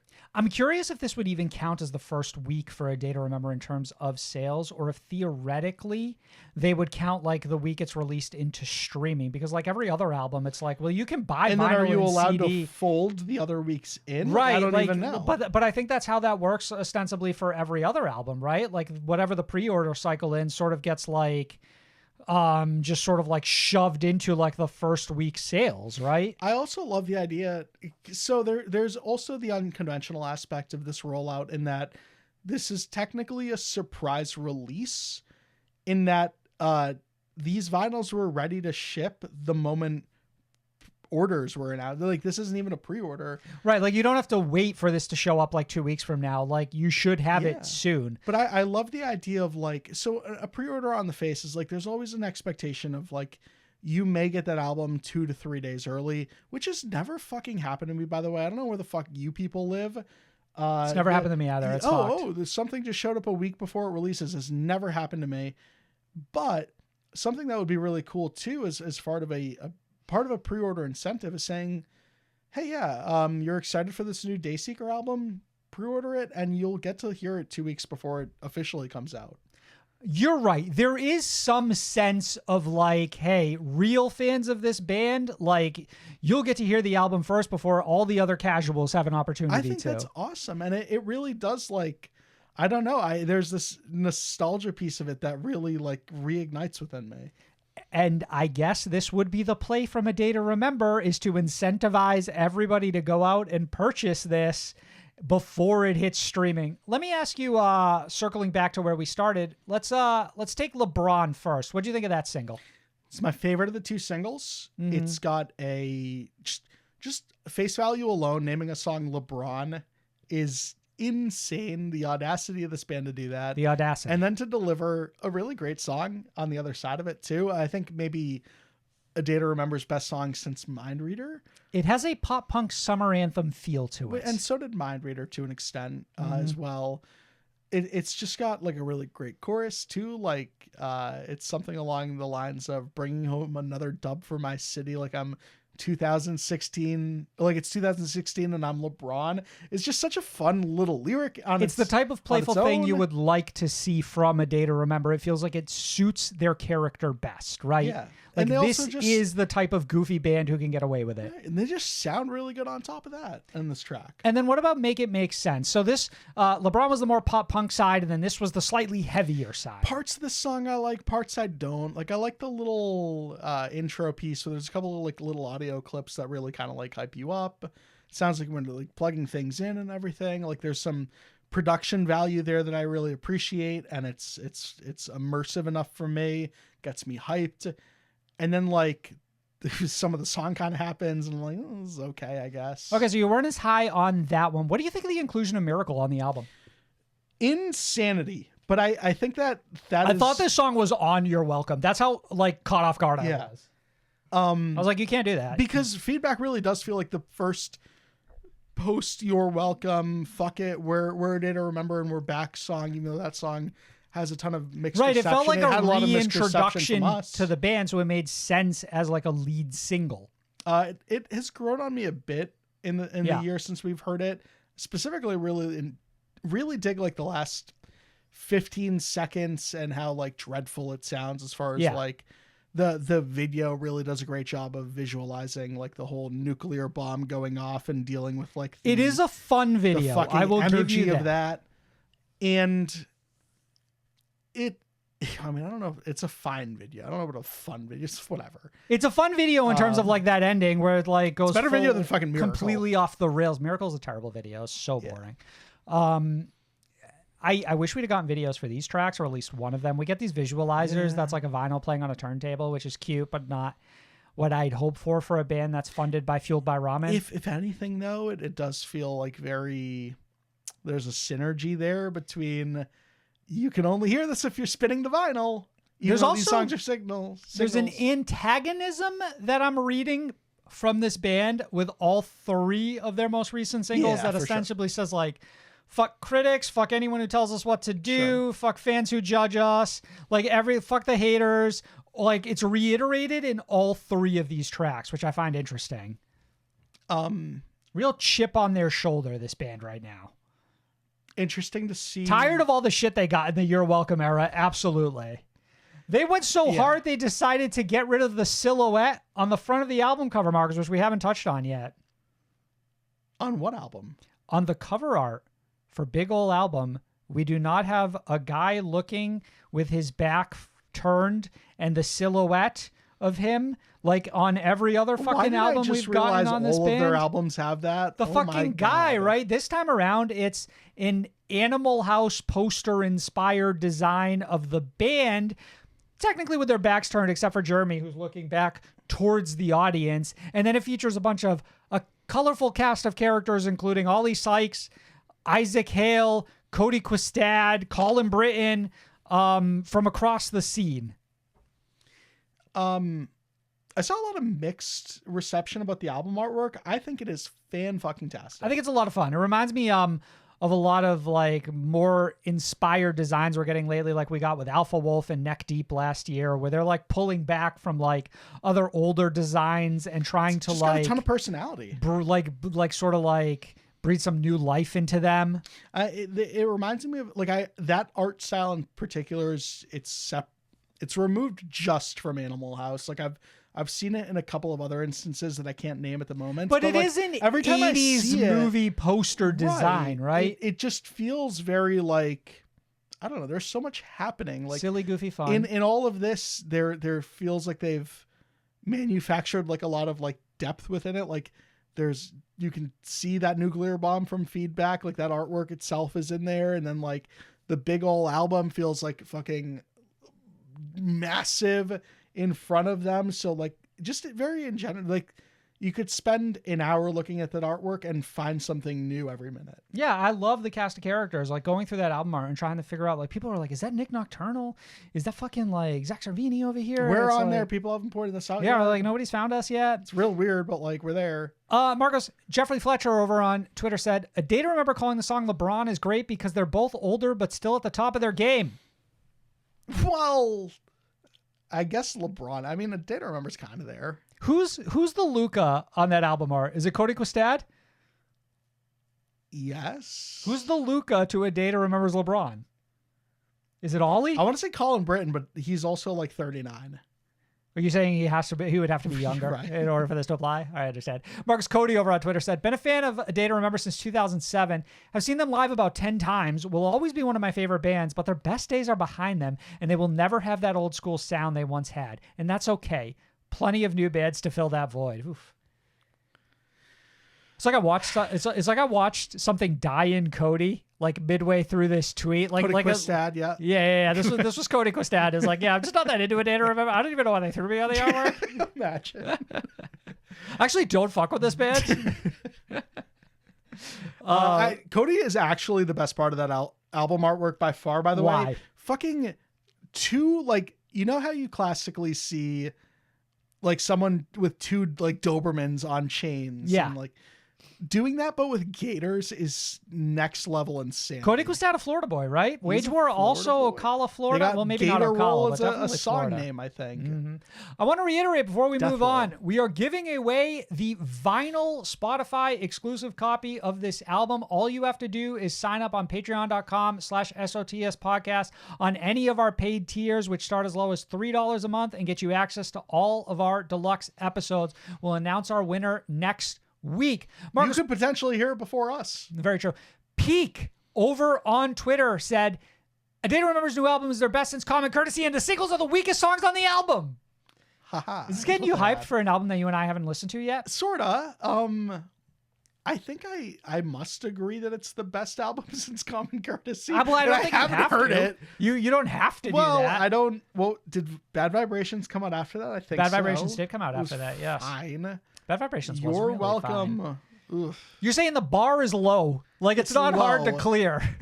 Like, we're actually not saying, we're saying nothing, really. I was really hoping that this person had a bit because their name was Peak. I was just hoping they would call everything Peak. That's a fun idea. It's a shame that's not the case, but maybe they do, right? Like, maybe we don't know. I haven't got back and researched all of their tweets. And finally, Marcus Fade over on Twitter says, A Day to Remember's new album is incredible. It still has some of the classic A Day to Remember charm while also pushing themselves to go into new territory. They perfectly blended new and old school A Day to Remember to put out what I think is some of their best work since Common Courtesy. I just realized I could have so much fun on fucking Twitter not having heard this album and just saying shit. Yeah, that is a good point. Yes. Wait, I can't challenge Fate on any of this. I haven't heard the album. Right. At the moment, I have no means to hear this album within the next hour. I'm at their We got to trust them. yeah. And, We have to trust the fan base. right. And I think that's another just really great aspect around this album rollout. It's just like, man, you want an opinion, they are forcing your hand to go and try to make one. Do you undoubtedly trust someone whose is metalcore poser when their opinions come to metalcore? Initially, no. And then I see that their profile picture is the Black by Eminence, Okay. and the tides immediately turn for me. Okay, I see. Like, that's a person with taste. I can trust them. That's one of you. That's one of yours out there.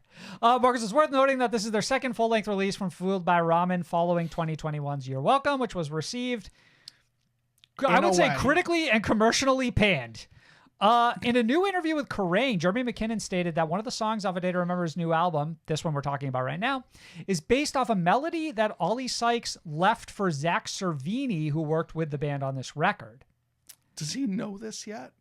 Does Ollie Sykes know this? Right. I think theoretically they would have to get his permission, which I'm sure he gave them the thumbs up on since he's on the album art. Well, But it does make you wonder sort of who else on that album art was necessarily involved? What did Colin Britton do exactly with this band? Did he produce or help write something? could have been in the room, right? Could have been in the room, Marcos. This band will headline both the South and North Slam Dunk Festival dates this May in the UK. A Day to Remember currently stand at 4.9 million monthly listeners, Marcos. The irony here is that all of their vinyl sales and all of their CD purchases will not go towards increasing their monthly listeners on Spotify. They're going to wait a month. Fuck. They're going to wait a month. Sleep Token's going to beat them now. Sleep Token is going to absolutely crush everybody, so I think it doesn't matter. Pvris have released a new version of My House featuring Courtney LaPlante of Spiritbox. You're at my bedroom door. Heard your footsteps on the floor, closer than ever before. Now you're in my room. America's Sweetheart said over on Twitter, in other news, I am in love with Pvris and Courtney's collab, and I really hope that they work together more in the future. Their voices complement each other really well. What'd you think of this, Marcos? I know that I've already been impressively negative this episode. Yeah, Mr. Negativity this episode. This is by far the most disappointed in a song I was this week. Oh my God! By far the most disappointing word in a song this week. Is it? Yeah. Okay, so let's say right at the top here. I'm gonna say expectations were very high here. Through the roof. We're talking about theoretically Pvris' best song. It's up there with St. Patrick. Yep. Both off White Noise. Mm-hmm. And we're now, talking about Courtney LaPlante, one of the biggest rising stars in all of metalcore right now. Grammy-nominated Courtney LaPlante, friend Grammy-nominated of Megan Courtney Thee LaPlante. Stallion. 2 times Grammy-nominated. 2-time Grammy-nominated Courtney LaPlante. You are bringing them into one of the more abrasive Pvris songs that doesn't necessarily get heavy by any means, but has a very chaotic element as a bridge, where it almost feels like you could have fit Courtney perfectly into. We crank up the energy there. We talked about this off air after listening to it together. Yeah. It feels like this song said, hey, we are going to subvert your expectations. Mm-hmm. And as a result, it made this song worse. When if you just deliver on the expectations of Courtney letting this song get a little fucking crazier than it ever had been, right, it would have been a better track. You're right. Like, ostensibly everyone saw this and said, oh, we're gonna put a little bit of that specific fucking sauce that only Courtney can bring. We're gonna to hear Pvris, a side of Pvris we've never heard before as a result of this. Right. Like, oh, what if Pvris got a little heavy? Like, that's an exciting idea. Yeah, we're all really fascinating excited thing to for that see. idea, right? Right. And then like you said, Pvris subverts expectations, and they have what is a nice little verse presented by Courtney, and I think we were all hoping for something more. And listen, it's so we were killed by our fucking expectations here. Fine to hear Courtney on this track, but then you start considering all of the other ways that they could have implemented her, and it's like, okay, you could have had this cool like back and forth. You could have given Courtney a unique verse that's not just rehashing everything we've heard Lynn Gunn already sing, but like down to the exact melodies in the past too. I agree that it's all like of these things are like it just adds up to like you sit back and reflect on the song immediately after and you're like, wow, that's not at all as cool as a collaboration like this could have been. It is baffling when you see an artist bring somebody in and not really utilize them to their full potential. It's like, you have an opportunity here in front of you. Why not extract as much potential value out of it as humanly possible? Like, you have the opportunity to really let Courtney loose on this song and breathe like a completely different life into it. And this sort of felt like what's the best way to put it? This doesn't quite feel like a remix, but it does sort of feel like a really soft reimagining of the song. The softest, and again, like I really respect that. Like, I'm not going to take away the fact that it sounds good.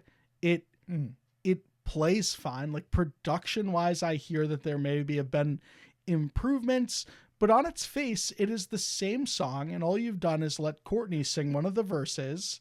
And this is all well and fine. And 2 years from now, I'm going to be listening to this song and it'll be okay. But it doesn't immediately replace the old song for me, which is not what I was looking for it to do. But I don't ever see myself putting both of these tracks on a playlist together. Right. It's either I'm just going to listen to one or the other, but I'm not getting anything in particular from either of them. That I can't get with each other one. We've cranked up the production to make it sound slightly more like modern day Pvris than latter day Pvris. Yeah, there's a couple like extra, maybe electronic flourishes that weren't there initially, but it's just not enough at the end of the day. And it's just such a disappointing track for me. I can't get just past leveled that. by our expectations. Evan Zinger said over on Twitter, owing to Lynn's more mature and improved vocals mixed with a perfect selection of a feature, Pvris remake of My House is better than the original version, Marcus. So there And it's certainly not are enough. those out there who are happy with the final product. But it's like you've improved on the margins, which isn't enough for me. Okay. The Jared over on Twitter said, as much as I love both Pvris and Spiritbox, I feel like Courtney's feature was wasted. I wanted to hear more from Courtney, like screams or just more of an intense performance. This feature maybe felt a bit phoned in and lackluster. Jared, you are 100% right. Also, one more thing I wanted to add. Phoned in real quick is not entirely fair, No, I don't think, because I sure. think in this instance, I would say Courtney and Lynn are aligned on what they want to deliver. So it's not like I would say, oh, Courtney didn't give her all here. That's not fair. Yeah, I mean, Courtney sounds great. Like, that's the thing I don't want to take away from anyone here. Is like, Courtney's got a beautiful everything voice. sounds She's great. never sounded bad. You're right. But it's like what she could have done to make this song, what they could have done together to make this song feel fresh and dramatically different than what it sounded like in the past. They simply did not. They weren't interested. It could have been a catalyst for a real shift within our scene where we could have seen a lot of bands even removed from celebrating a 10-year, 15, 20-year thing. Like, okay, well, we're in the studio now. Yeah, let's, Sleeping with Sirens. If I'm James Dean, let's re-record this track and let's bring Ollie Sykes in on this track. Let's bring Courtney LaFleur. Fuck it. Like, whoever, like, there's no reason that you can't just continue to, like, expand on music you've already released and make it cooler and make it more exciting and things like that. And, like, again, this could have been a real catalyst for something shifting within our scene. And it feels like such a waste, especially when you factor in how Courtney and Lynn were in the same room together at some point in time, probably to like have Courtney come in and actually do the vocals. Pvris have like shared pictures on like their social media of literally both of them. Like, and then you watch this in the video, studio together. It's got nothing on the My House video, which is actually a really great video. I don't know how many people remember that one. And you don't even have Courtney in the video to sing her fucking verse. You're right. It's so disappointing all around. You're right. Yes. Marcos, this song arrives in advance of Pvris' White Noise 10-year anniversary tour, which kicks off March 13th in Atlanta, Georgia. Courtney LaPlante has said White Noise was one of the inspirations for Spiritbox, so it is cool to kind of see like a full circle moment here. Both Pvris and Spiritbox will support Linkin Park this summer, albeit on separate dates. So obviously huge things in the future for both of them. Pvris currently claimed 2.5 million monthly listeners on Spotify. But yes, ultimately what felt like what it could have been a definitive moment of this year. I wish I could go back to the moments leading up to it as opposed to the moments after where I've lost all that level of excitement. And it feels so crazy to be saying about a song that is otherwise like still pretty great. Mm-hmm. So like, man, on paper, it was perfect. Yeah. Our Last Night of dropped a new single, Left Alone.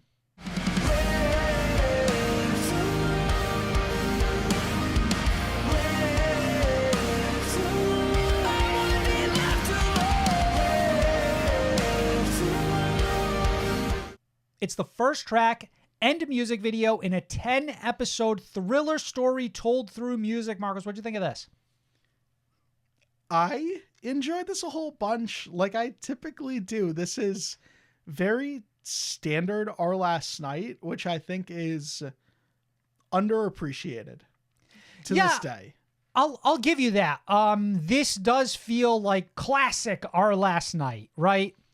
It's not their best song by any means, but it's not a bad track. And I do love, maybe not love, I'm intrigued by the element of a 10-episode thriller story told through music. It feels like something Ice Nine Kills has done, except it's not just through music. It's through 15-minute clips before and after. It's a 10-episode singular music video. Yeah. I will say that like this first music video like doesn't quite do enough for me to like really get me hooked. Like there's obviously like little bits and pieces here. Like it opens with our protagonist with her hands covered in blood. So you're thinking to yourself, okay, well like I already know this is a thriller. So like clearly something is going to go off the rails here. The video ends with her meeting someone at a bar. So like you're starting to put the pieces together. We know that they're like some sort of like nurse or like whether that be in a hospital or like at like a stay at home type thing. Like there's a lot of these little bits and pieces. I mean, but none of it, that's telling the story visually. Were you able to grasp any of the story through the musical? No, actually, while you song mention itself, without going back and like rereading all of the lyrics, nothing about the song really felt like it was dictating a story to me, right? It just felt like a song layered over what is theoretically a story that we're going to tell through these music videos. So that part's definitely a little disappointing when you step back and consider it. Otherwise, though, I think it's I guess it depends ultimately like what you want. Like, did we want something that would be sort of in line with like the theatrical performance of like Mariana's Trench last year, which felt like it was telling some level of a story, or like a conceptual album or something like that? Or do we just want 10 songs that are layered over what's ostensibly a short film? I think at the end of the day, I would like a band to not have me really think about it and just go out there and deliver on something that I like there's no thought to be put into it. It's just a matter of like, oh, you delivered on what you're saying. Fair. While the band has continued to release a steady string of covers and originals, their last full-length project was the 7-track album Empire's Fall back in June of 2022. I don't remember loving Empire's Fall. No, it was just okay. It had Fear on it, which I was pretty fond of when that dropped, but I think just about everything else sort of came and went for me. In that time, they've also dropped, I believe it was the 23-track long Disney covers album, which Hard I can't to forget say about that one. Yeah, I can't say I engaged with that one in particular in terms of like enjoying their covers on any level. Disney didn't like that because they did not ask Our Last Night to participate in that new sound album they did. Which last theoretically year. they could have just asked to utilize any one of those songs. Right. Yeah. Yeah. Like, let me get this Hakuna Matata because it'll easily slot on this album. Marcus, Our Last Night currently sit at 1.9 million monthly listeners on Yay. Spotify. Movements have released new single Where I Lay. I wanted to be something. I only wanted to be something. In the garden where I lay, all the flowers bloom but me. It's the second new single since the release of their full-length album Ruckus in 2023 and follows up 2024's Not Afraid to Die. Marcus, I want to give you a little bit of context before we dig into this. Vocalist Patrick Miranda said this on the new single and Visualizer, quote, "The idea is that Afraid to Die 2024 single and Where I Lay are living in the same world thematically, and in some ways are extensions of one another. In I'm Afraid to Die, I'm being chased by masked figures. In Where I Lay, the masked figure is going to be me. Since Where I Lay is about feeling like you don't belong, it's almost this idea that the reason I was being chased and afraid to die is because I never really was supposed to be a part of the group of masked figures to begin with. It's like you're wearing a mask to try to blend in, but in the end it's pointless because one way or another you'll be found out." Broader thoughts on all this, Marcos? That shit's deep as hell. Yes, it is. I think it touches on. There's not You're much more saying that I he can add eloquently He's described eloquently- everything. He's almost like neutralized the need for any Right. sort of like introspection that we might have into this. It's like it is fascinating to get that understanding, and I feel like I do fully understand what you have to say here. Okay, so let's go with a couple of questions here. Did you like Where I Lay? I don't think I liked it as much as Afraid to Die. I'm with you. Do you think these two singles are leading up to a new album or to a deluxe version of Ruckus? I want to say yes, but then you I factor gave in you that- two that options. What do you mean, yes? Ruckus is 2 years old now, and I feel like You're saying yes, new album. no, I'm saying like, well, yes. You have to pick one. You can't just say yes. Unless it's Ruckus 2, it can't be Ruckus Deluxe. So I guess it has to be an album. You're saying we're too far removed from Ruckus to be getting a deluxe version of granted, it? Concrete Jungle, the OST, released 2 years removed of Death of Peace of Mind. I cannot believe I forgot that for a second. That's how long it's been. So much time has passed in between that album and today. There's also like a third option, of course, which is that these are two standalone singles which won't be attached to anything. And they're just leading up to tours. This band will head out on the North American headlining tour starting next week, Marcos, with support from Citizen, Scowl, and Downward. Wow. This is fun lineup. strong, right? Yeah. Movements and Citizen alone is just like, yes, please.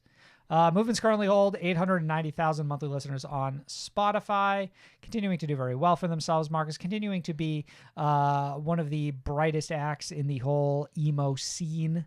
How much did they pay you to say all Or that? darkest acts. Don't say that. Don't do that. Don't ever do that to me. Don't turn into one of those people in the fucking comments of all my posts.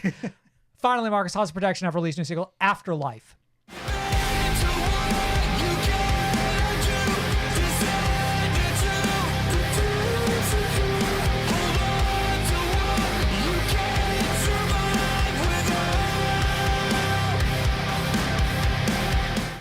New EP, Outrun You All, drops May 23rd via Red Bull Records. It's the follow-up to 2024's debut EP, Galore, an absolute favorite of this podcast. Marcos, are you as excited to get this next EP from the band?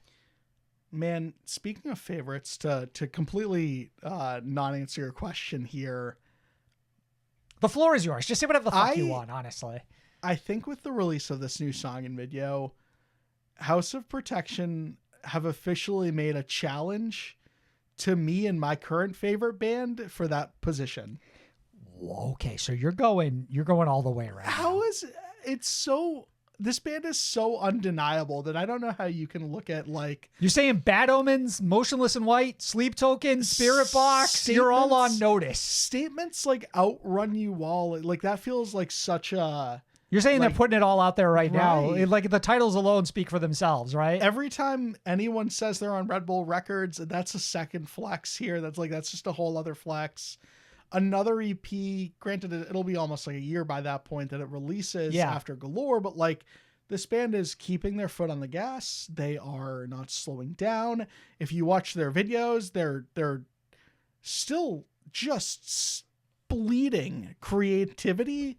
Never ends. Like one blink of an eye moment in this video is what other bands roll with for an entire 5 minutes in their videos. You know what's crazy? This band's in performing in multiple different settings, trying so many different ideas. What's really crazy, Sam? That Our Last Night has set up a 10-episode cinematic thriller film that was completely outdone with one, and granted, I haven't seen them all, but like their first episode doesn't touch this one throwaway music video from House of Protection that is of like the top tier quality of all of their videos and of every video in this scene. This band is just operating at a level that feels... It feels like bands cannot operate at this level, and this band is just proving me wrong. Right, like their creativity is eclipsing just about everybody else around them, right? So it's like, I love this song. I love this music video. It's hard not to be super excited for this band. Afterlife to me immediately sticks out as maybe the House of Protection song. Oh, slow down. I don't know. It's just got that immediate, like... I think this band has been on such a run right now, and granted, they are in their infancy because they only have like 7 songs to their name, but just about all of them are perfect. Yeah. They're going to be opening for Poppy on select dates of the They're All Around Us headlining tour kicking off March 11th in San Francisco, California. House of Protection currently hold 163,000 monthly listeners on Spotify. Marks, the final thing I wanted to mention here is just that I keep going back to comments that I've seen of people saying everything that Jordan Fish does sounds the same, and then hearing like this song and then remembering that Poppy album and then thinking about the Architects album that comes out next week and how dramatically different they all sound to one another and being baffled by this commentary. Yeah. Like if your pushback is that they all sound really well polished and great, then I'll give you that. But like in terms of the sound all feeling the same, I'm just not hearing it. It all sounds really polished and great is the funniest criticism you could levy towards. I know, like, does this sound something Jordan Fish released? Right, like should we be upset that Jordan Fish is making all these bands sound really good? Like, is that a problem actually? Is Jordan Fish problematic? Like we're about to enter like the fucking comeback era of Architects, God willing. House of Protection is currently my favorite band. Like right, and Poppy is just like the craziest year one ever. of the most exciting artists in the scene. Right. The Breakdown. All right, let's review some albums. Starting with Detox by 1OK Rock. I wanna go fly to paradise tonight. I wanna go ride the first thing on my mind. Key bullets here at the top. Sam, 1OK Rock is you guessed it, rock band from Japan that formed literally 20 years ago in 2005. 2 decades, baby. 2 decades of 1OK Rock. Detox is their 11th studio album, and it released the 21st of February. Insane that they're 11 albums deep. The band signed with Fueled by Ramen in 2016, making Detox their 4th release on the label. Detox was produced by 1OK Rock's frontman, Taka, alongside Grammy-winning and celebrated producers such as Rob Cavallo, who worked previously on the band's last record, plus Stan Lancaster and Pete Nappy. Detox is the follow-up to 2022's Deluxury. Deluxury should have been would have been a great name for the It would have been a box. fun name, yeah. Luxury Disease LP. As of this recording, the band claim a mammoth 4 million monthly listeners on Spotify. For some perspective, that is the same as Sleep Token today and about 1 million more than Spiritbox. Okay. Much like all of their albums since 2015, since 2015's 35, the quartet is slated to release Detox in 2 versions, an international variant with all English lyrics and a Japanese one with a mix of Japanese and English lyrics. I believe you and I heard the mix. Yeah, I don't know if maybe the mix is more aggressive. Like if there's still another version we haven't heard that's more Japanese centric, I'd be curious if that was the case. But yes, the one I listened to did have some Japanese lyrics. Which honestly, it's not a takeaway that I had listed down, but one of my favorite aspects of this record is that we get both sides of One OK Rock. I'll dive into that a little later. Cool. Marcus Hanover on Twitter said, One OK Rock fucking killed it sonically per usual. Lyrically, they're usually kind of corny, I think due to the language barrier, so I don't hold it against them. Still love the music, but I loved this album lyrically as well. Taka is such a powerhouse. Can't wait to hear this album live. Marcos Maya over on Twitter said, One OK Rock is never coming back to their OG style, 2007 to 2013 era, and don't care about the music at all. They seem like they don't have any faith in their own creative talent and leave everything to American producers and writers to make it big in the West. At the cost of their soul, Marcos, we have 2 diametrically opposed One OK Rock fans in terms of their reaction to this album. I want to know, how did you feel? As always, Marcus and I will present 5 takeaways that we each had for the album before we wrap up with our broader thoughts and give it a letter grade. Not a takeaway, but just a general way to start off before I get into my takeaways is that generally I think that this is the band's best record since probably Ambitions for me. I'm actually aligned with you 100% on that. I think I had the biggest just like general reaction to this since I like first discovered them, honestly. Luxury Disease had some great tracks, but overall it did not click. Eye of the Storm had like, I think that was the name of that record, had like one good track and then nothing else. It had like an worked for incredibly me. good single, and yes, you're right. The rest of it didn't quite click. Colin Britton, one of the producers on that record. Right, Not who to now call him drums out for Linkin specifically, Park, yeah. for those unaware, yes. But suddenly, they're making it all work for me. So I had a couple of things written down. Okay, did you want to start with your first takeaway then? My first takeaway, and I have a feeling you're probably gonna have something to say along these lines as well, is next level anthemism.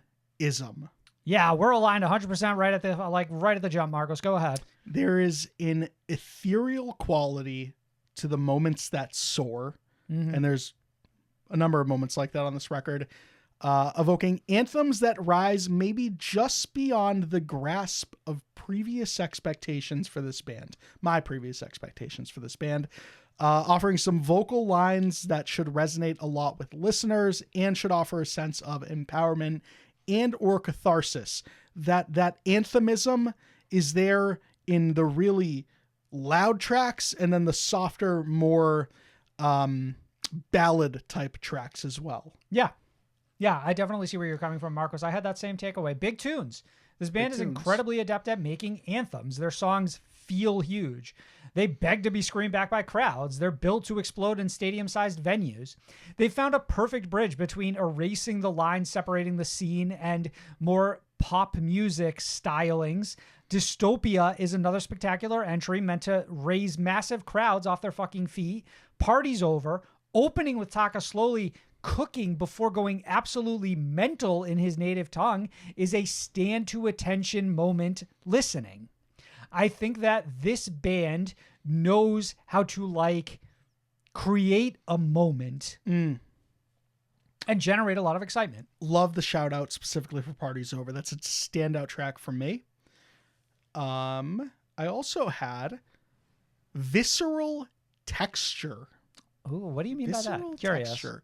The sonic landscape, it's palpable. Okay. There's a sense of weight and substance that I think can be attributed to the production quality across the entire record itself. It just gives the impression that you can feel the music as much as you can hear it with your own ears, right? If there was just a small criticism to add to that praise, is that it, like any other album that is very polished, would maybe benefit from a few more rough edges that really make you feel the rawness of it. You're saying they sort of transcend the alternative space a little bit too far into the pop realm. I'm not, I don't know if I love your phrasing. I'm saying I am acknowledging that this is one of the best produced albums I've heard in a minute. It sounds really great, but I also would have loved just a few more, wrinkles in it all, just to make it feel a little more human. Okay, I can understand that, Marcus. I think part of the humanity of this band is their heritage. I think this band being Japanese and them embracing it remains unsurprisingly core to their identity. A subtle shift from English to Japanese in track Nasty is the moment from that song. The band also choosing to collaborate with two artists in this release, only two artists in this release, in the form of a feature from Japanese metalcore act Pale Dusk and Japanese rapper Chico Carlito, shows the love they have for their own background and how they want to bring it to the world stage. Okay. I have sorry, it keeps navigating away as I put the phone down. I have a takeaway specifically around the collaborative elements of this record. And I titled it simply The Pale Dusk of It All. Okay. As it navigates away again. Pale Dusk's boundary-pushing intensity intertwined with One OK Rock's just, again, anthem-driven allure on curiosity. It's just such a clutch team-up. And, as far as, heritage goes, you're collaborating with another Japanese artist. Again, I know that there's another artist here, but specifically Pale Dusk is our baby on this show. Mm-hmm. And it's great to see them get a bigger platform. It's great to see that collaboration turn out to be something pretty special. And again, just always excited and seated for anything to do with Pale Dusk. Yeah, agreed. That name in particular really pops seeing them on this track listing. Marcus, I want to talk about those satisfying notes. Taka flexes his voice elegantly, as per usual, and I could listen to him ride a note for hours on end. Delusion All is a masterful showcase of him wielding his voice. Party's Over is an incredibly fun rage of Taka sort of ducking and weaving his way around gorgeous guitar notes and not missing a fucking beat. There's a moment in Puppets Can't Control You where this man transcends and hits the angel note, and then does it for a whole fucking song in Plus Matter. Plus Matter is the standout track from this album by far. Oh, for me personally. For me, it's just it's almost like it's like a sugar high for me. It's just like it's peak indulgement. I can just let that song fucking fully encompass me, and I love every second of it. I'm gonna hit you with a takeaway that is just Nasty is my favorite track off this record. Which kicks off the record. And I think it displays a lot of the band's strengths and weaknesses. Mm-hmm. I know that you included a comment from a fan of the band earlier, kind of touching on how lyrically maybe this band isn't always on point or the best of the best that could possibly be offered. Right. Maybe you don't come to One OK Rock for the real in-depth lyricism. That's the reality of it though, is I don't. So when this band's just saying some silly shit, I'm rocking with it. Nasty does feel like a song that is, feels like predominantly of the now, like a song that it's a very spoken in modern day, very lively verbiage. Track, very energetic. I think that one's a real undeniable start to this record. And that's sort of my final takeaway too, is just as far as momentum goes, this one's got a great overall momentum to it. It does not drag like the last couple of One OK Rock albums did for me personally as a listener and as a fan of the band. And I think that by the time this record is over, I'm saying something I can't believe I'm about to say, is that I'm ready to dive right back into this album. As far as versus how I felt, especially with albums like Eye of the Storm, where it's it was a drag to even finish it, and then I never touched it again. Yeah, no, I feel similarly. Even Luxury to Disease to some extent, that album was an improvement, but it was still by no means an album that I loved. I revisited that this week, and I still find it difficult getting through the entirety of the album without losing interest. Yeah. Marcus, I have a couple more takeaways here. the last great singles band is how I titled this. Interesting. I find myself feeling similarly upon completing every One OK Rock album, Marcos, is that I heard the best songs already, and Detox really is no different for me. Dystopia, Tropical Therapy, Delusional, Puppets Can't Control You, and Plus Matter are definitely the best tracks on this album. I think that, for me personally, I know you were very fond of Nasty. I think Plus Matter arguably eclipses every song they've ever released. I think it's that good of a track. Dystopia is an undersung hero, I feel like. That's a really great single for this I think band, it was too. the one that sort of got us most excited about this album when we finally heard it. One where it thing was I'll- like really like, oh, well, maybe we might have something special on our hands here. Yeah. Only pushback I might have for you here is that, like, this band does drop a healthy amount of singles leading up to the album. They're not exactly Memphis Mayfire, but it's not exactly 3 songs you hear ahead of the album. It's like in the 5-6 realm. Right, sure. With that being said, I think they're very adept at picking their singles. They're really adept. They know generally the best songs on their album. They Marcos, certainly know when they have cooked. which is a slightly frustrating feeling because I feel like I never go into a One OK Rock album and end up finding like a deep cut on that record that I really love. Credit to this band. They certainly know how to pick and craft a hit song. With that said, there are varying levels of quality throughout Detox. I think as an overall album, it's definitely on the higher end of the band's output though, and it absolutely leaves Luxury Disease in the dust. Luxury Dust is a better title for that. You think so? record. Yeah. Works finally. I think this band has a lot of heart. I think they exude a lot of uplifting energy, and some level of them exudes like a care and compassion for their fans and listeners, and it's a palpable feeling that can be sensed throughout this album. The pilot in particular has a sense of self-care. It shows love to the person both behind and beyond the words. I think there was a net positive influence brought to the scene from this band.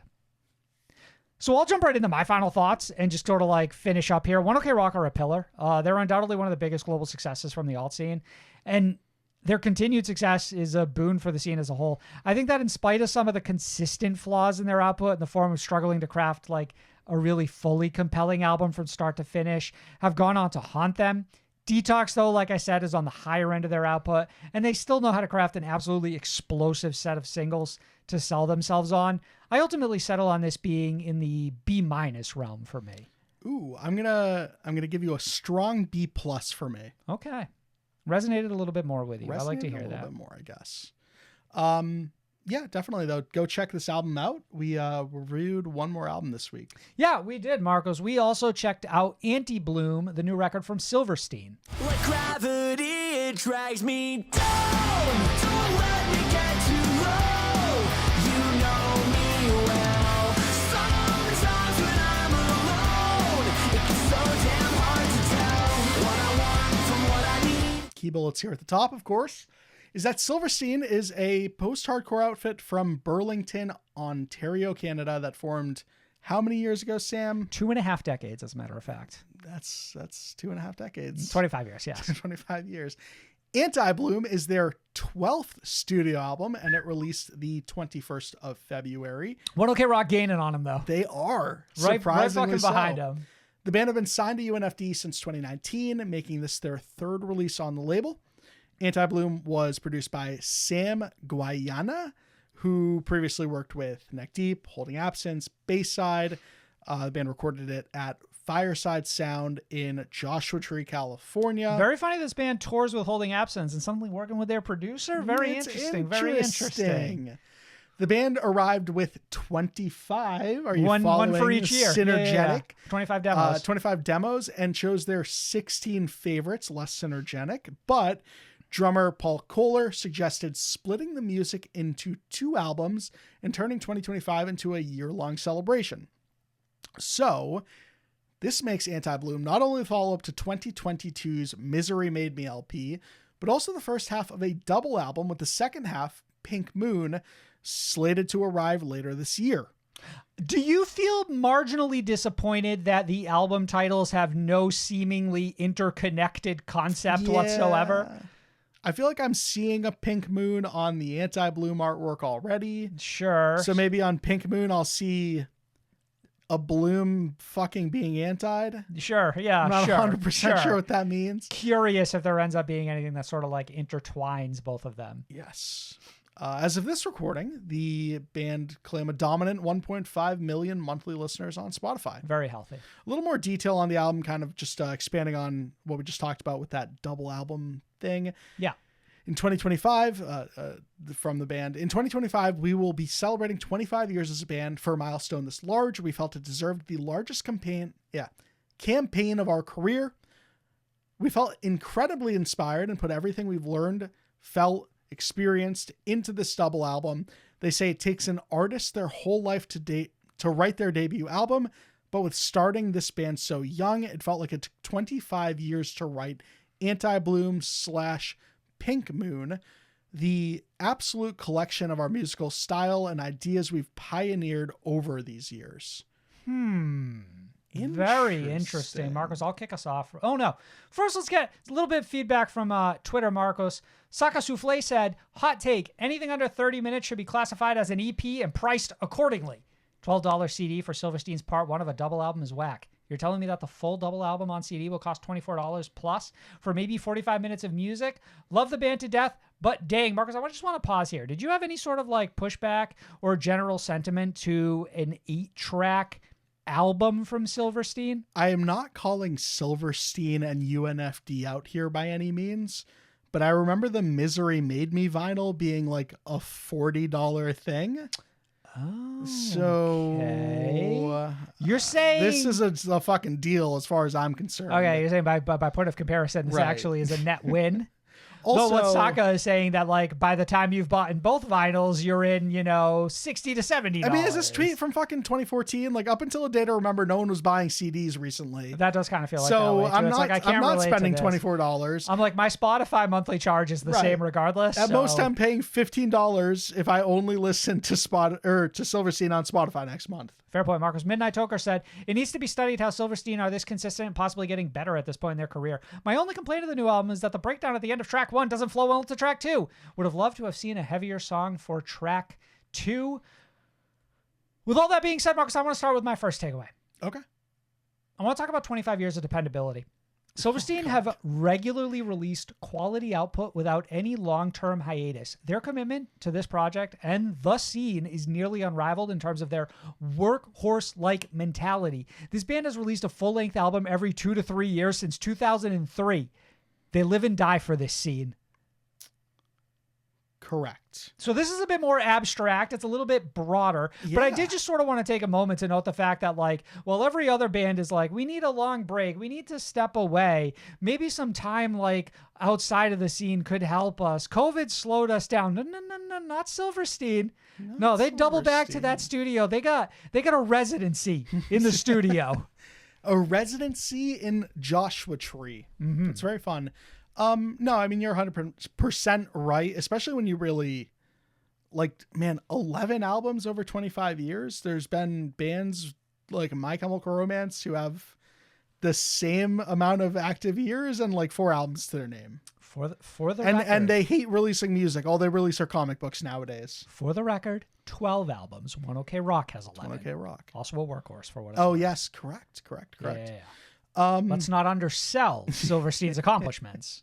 I mean, I have They're dropping a 13th one this year, I think is what's fucking insane. I have 4 takeaways that sort of all expand upon the last takeaway. So if I get them sort of out of order, just deal with it. But, No, had you not said anything, we wouldn't have known better. Yeah. Well, so the first one really is simply Old Dog Gnarly New Tricks, which is, this is a 25-year-old band, like we have acknowledged and will continue to acknowledge during this review. Yeah. That is an old tree, Sam. That's a tree that's been in the backyard your entire life, and it's still sprouting these fresh, vibrant new branches. Mm-hmm. This band continues to fucking astonish at every turn, reminding us that even the oldest can still master the art of reinvention. I think of with your description the Game of Thrones tree. What's so funny here is I've seen 4 seasons and don't remember a tree. God damn it. Well, okay, it wasn't a massive character in the story, so it's not like the end of the world, but I see where your metaphor is going, and I think it's accurate. Marcus, I want to talk about 25 years of defying expectations. I'm sensing a theme. Don't sleep on Silverstein may as well be inscribed into the ancient texts of this scene for all to remember. Songs like Confession, Skin and Bones, and Cherry Coke are all stellar additions to their catalog, existing in an album that explodes from the speakers and easily enters into the upper tiers of their overall catalog. Skin and Bones are in the good. top 6. Cherry Coke is good. Confession has an argument to enter the top 5 songs ever released by this album, by this band. Quintessential post-hardcore emo song. I cannot, like, I remember watching that video together and you telling me, like, that is one of the greatest choruses I've ever heard in my life. And it didn't click for me in that moment. And then immediately upon revisiting it after pressing play on this album, I was just fucking blown away by how good it is. Their ability to still turn a phrase and do so eloquently cannot be understated. But the line itself is like... Putting bullets in bullets in already broken hearts. Yes. God damn. Right. God damn. Right. They're putting down emo kids. They're putting them down. So these next 3 all sort of like bleed into each other. Sure, I'll just go do them ahead one and at a time. knock them all out. And again, like this also feels like an extension of that first takeaway, but temporal rebirth. Do you follow? Oh, I don't know that I know what temporal means. You're going to learn. Okay. Each track feels like a sonic reincarnation. It feels like that tree is dying every winter and being reborn every spring. The band resurrects their former selves while birthing something entirely new on each track, as if time itself is endlessly recycling their existence. And I mean that last part respectfully. It sounds a little weird when I say it out loud. You've gone quite abstract Yeah. this episode with the reviews. I like it. Yeah.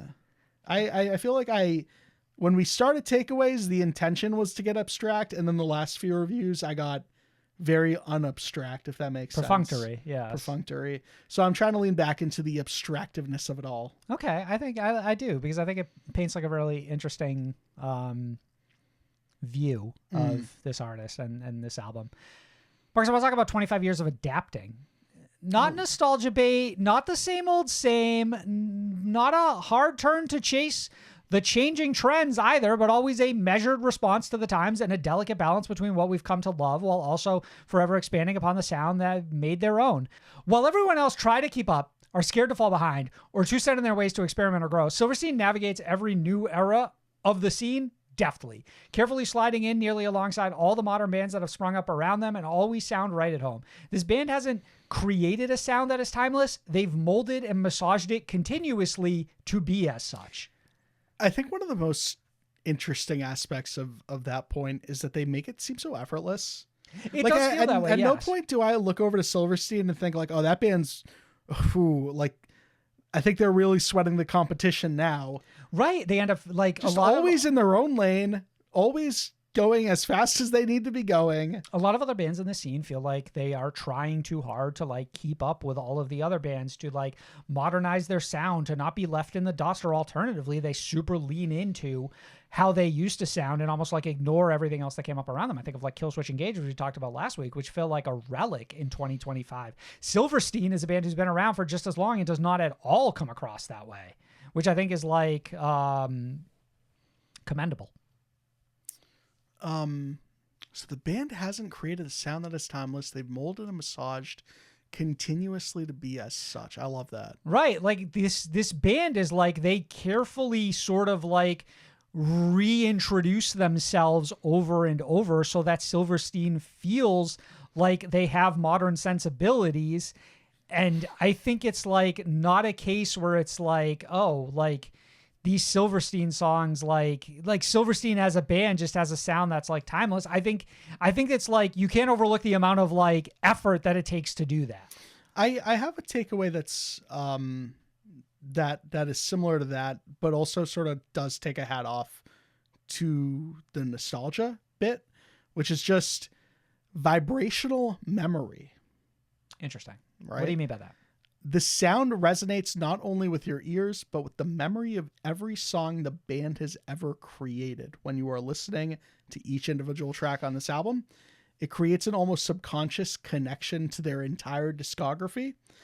which I think, like, when you talk about it being timeless, it feels like any of these songs could have been on a record, 2 cycles ago, or 4 or 5 or 6. And granted, like, you'd be with a song like Cherry Coke, it'd be hard to kind of see that on every album. But like, for the most part, this band does such a great job of just adapting, like you're saying, but also not like dramatically changing anything in a way that they become unrecognizable, which I think Yeah. speaks to sort of your point that it's like every era of Silverstein still sounds like Silverstein. it does. But like the again, the most exciting aspect of that too is like, I also don't know what I can expect going into a new Silverstein album. Agreed. Like, you have a general idea, but this band still finds ways to surprise you. I in know spite of it'll it. sound like their discography, but and I actually say all of this while being very let down by the last record. I went back this week and revisited Misery Made Me, and I think it holds up better than it did at its initial release. I looked at the singles and just couldn't hear any of them in my head. Mm-hmm. Granted, it's been 2 years since I last spent time with the record, but like, I don't feel that same way about what the fuck was it called, Ultraviolet or something. You're right. I think the standout or, track from there of is course, not Dead Mary the Reflection. Altar, which is still more of an abstract single. And this record has more of that abstract stuff that still feels like home, but more like risky, like that track was. Yeah, I can understand that. I don't disagree with the idea that this is better than Misery Made Me. I absolutely think you're right about that. I constantly forget that album exists. So like a small little, like this band hasn't always released perfect albums, but that one especially just did not resonate with me at all at the time of release. That's fair, Marcos. 25 years of being emo. It's in their skin and bones. Unshakable. Haunting every line they deliver, Marcos. Silverstein bleed emo and wear it like a badge of honor. Yelling, "Don't let me get too low" on the track of the same name. "We're just putting bullets in already broken hearts" from Confession is a line that stands toe-to-toe with the greats of their own catalog, like "You'll lie through your teeth, you smile in your sleep," or "You taught my heart a sense I never knew I had. I can't forget the times that I was lost and depressed from the awful truth. How do you do it? You're my heroine." Their never-ending arc of tragedy is one that fills my soul like chicken soup for nearly the length of my life at this point. And Cherry Coke's bleary-eyed send-off, "This is me. I self-destruct from I will destroy this." I rest my case. I love this takeaway. I think it might be my favorite one of the review so far. I think you hit every nail on the head with this one, Sam. For better or worse, this band has spoken directly to me for 25 years. Sometimes being emo is all it takes, Sam. I still cannot believe. But it's like, I feel seen, I suppose. You know what I mean? Interesting. State of the feeling scene. That's correct, yes. I had 2 more. So the other one here is like, I'm starting to kind of divert from like everything being related here. Mostly dynamic fluidity. The dynamic shifts throughout the album feel like an organic ebb and flow. I kind of like the dichotomy between a lot of these tracks. I kind of like that, we had a commenter earlier say that they don't like that the first track doesn't bleed into the next one in the right way and that it should be hit. Sure. I like sort of how polarizing it can feel at times. I do think that there's like a good momentum here, though, even when you factor in that dichotomy that guides the listener through moments like whether it's stillness or explosiveness. There are a small few bumps along the way. Mm-hmm. And I have like a takeaway strictly about just it's a 5-second bump that I cannot shake every time I hear it. But otherwise it's a really smooth ride. Get right into it. I need to hear this. Vocal friction in Stress. I think Stress is the outlier on this Yeah. record, unfortunately. And Yeah. for me, it's one specific verse, like 3 or 4 lines in that verse. I think while the performance vocally from Shane, like very, very good in general, very energetic. There's this weird friction between what's being sung and like the emotional aspect of hearing Like they're at odds with another? Right. Shane told screaming, "I'm the goat, I'm a god, I am Baphomet," feels like a guest feature from someone like Taylor Barber of Left to Suffer fell through. And Shane had to step in to fill the shoes of a line that was intended for someone else. And Or it feels unnatural coming from him. So Yeah. even if that was the case, we're just still not fully like aligned here. and like we're screaming those lyrics, but I'm not really feeling this band feels out and of character. command my audience and tell me that you are listening to the fucking devil. You are listening to fucking, in a Silverstein track in 2025, the word Baphomet get fucking spoken out loud and screamed out loud. It doesn't land with the emotional or like that intensity that it should have. It's not there. I agree completely. Stress is absolutely the miss from this album. It's a pretty big miss. I agree. Marcus, my final takeaway here was just 25 years of raging. Mercy, Mercy. With the exception of Stress. The line in there, and I will slip quietly into my grave. Mercy Mercy showcases a band that packs a punch that doesn't feel dulled by the years. Skin and Bones is a rallying cry, incensing every emo in a 1,000,000-mile radius to rush the fucking stage. And let it be noted that their riffs have not missed a beat, ripping across this album and lighting it up like a gasoline tanker crashing into a volcano. Stress is only a slight miss, and that I think it's a bit too dumbed down bars. for the sake of having a rager. So, like, unfortunately, it just does feel out of character, and you nailed it when you were talking about it earlier, Marcos. My final thoughts on this is that I think we deserve 25 years more. I think that's what this band has earned. With quality material, adaptive style, dependable releases that often exceed expectations, I can't imagine a scene without them. They may never be as popular as My Chemical Romance or Grammy winners like Paramore, but they have well earned a place in the Hall of Fame of this scene. While Anti-Bloom is not a perfect record, I think it's a slight notch above their last release, Misery Made Me, and arguably contains some all-time classic entries in their catalog in the form of Confession, Skin and Bones, and Cherry Coke. Marcus, I settled on a B+ for this one across the board. I am at an A-. Okay. It's a light A-. It's practically a B+, but it's an A-. Okay, fair enough. First ballot Hall of Famers, by the way. First ballot Hall of Famers, I agree First with you. ballot. Yeah. I think We're talking the emo Hall of Fame. Yeah. You see their name get nominated, you're like, well, duh, Silverstein's, of course. Like, what are we thinking? What are we talking about? Let's wrap it up. Marcos, thanks for listening. Not Marcos. Hey, fucking I've been an active and engaged listener this episode. fans of the podcast, we want to thank you for listening. If you're hearing us on Spotify or Apple, please leave 5 stars. If you're watching us on YouTube, please drop a comment and leave a thumbs up. Thanks. We love you. Bye. Good fucking.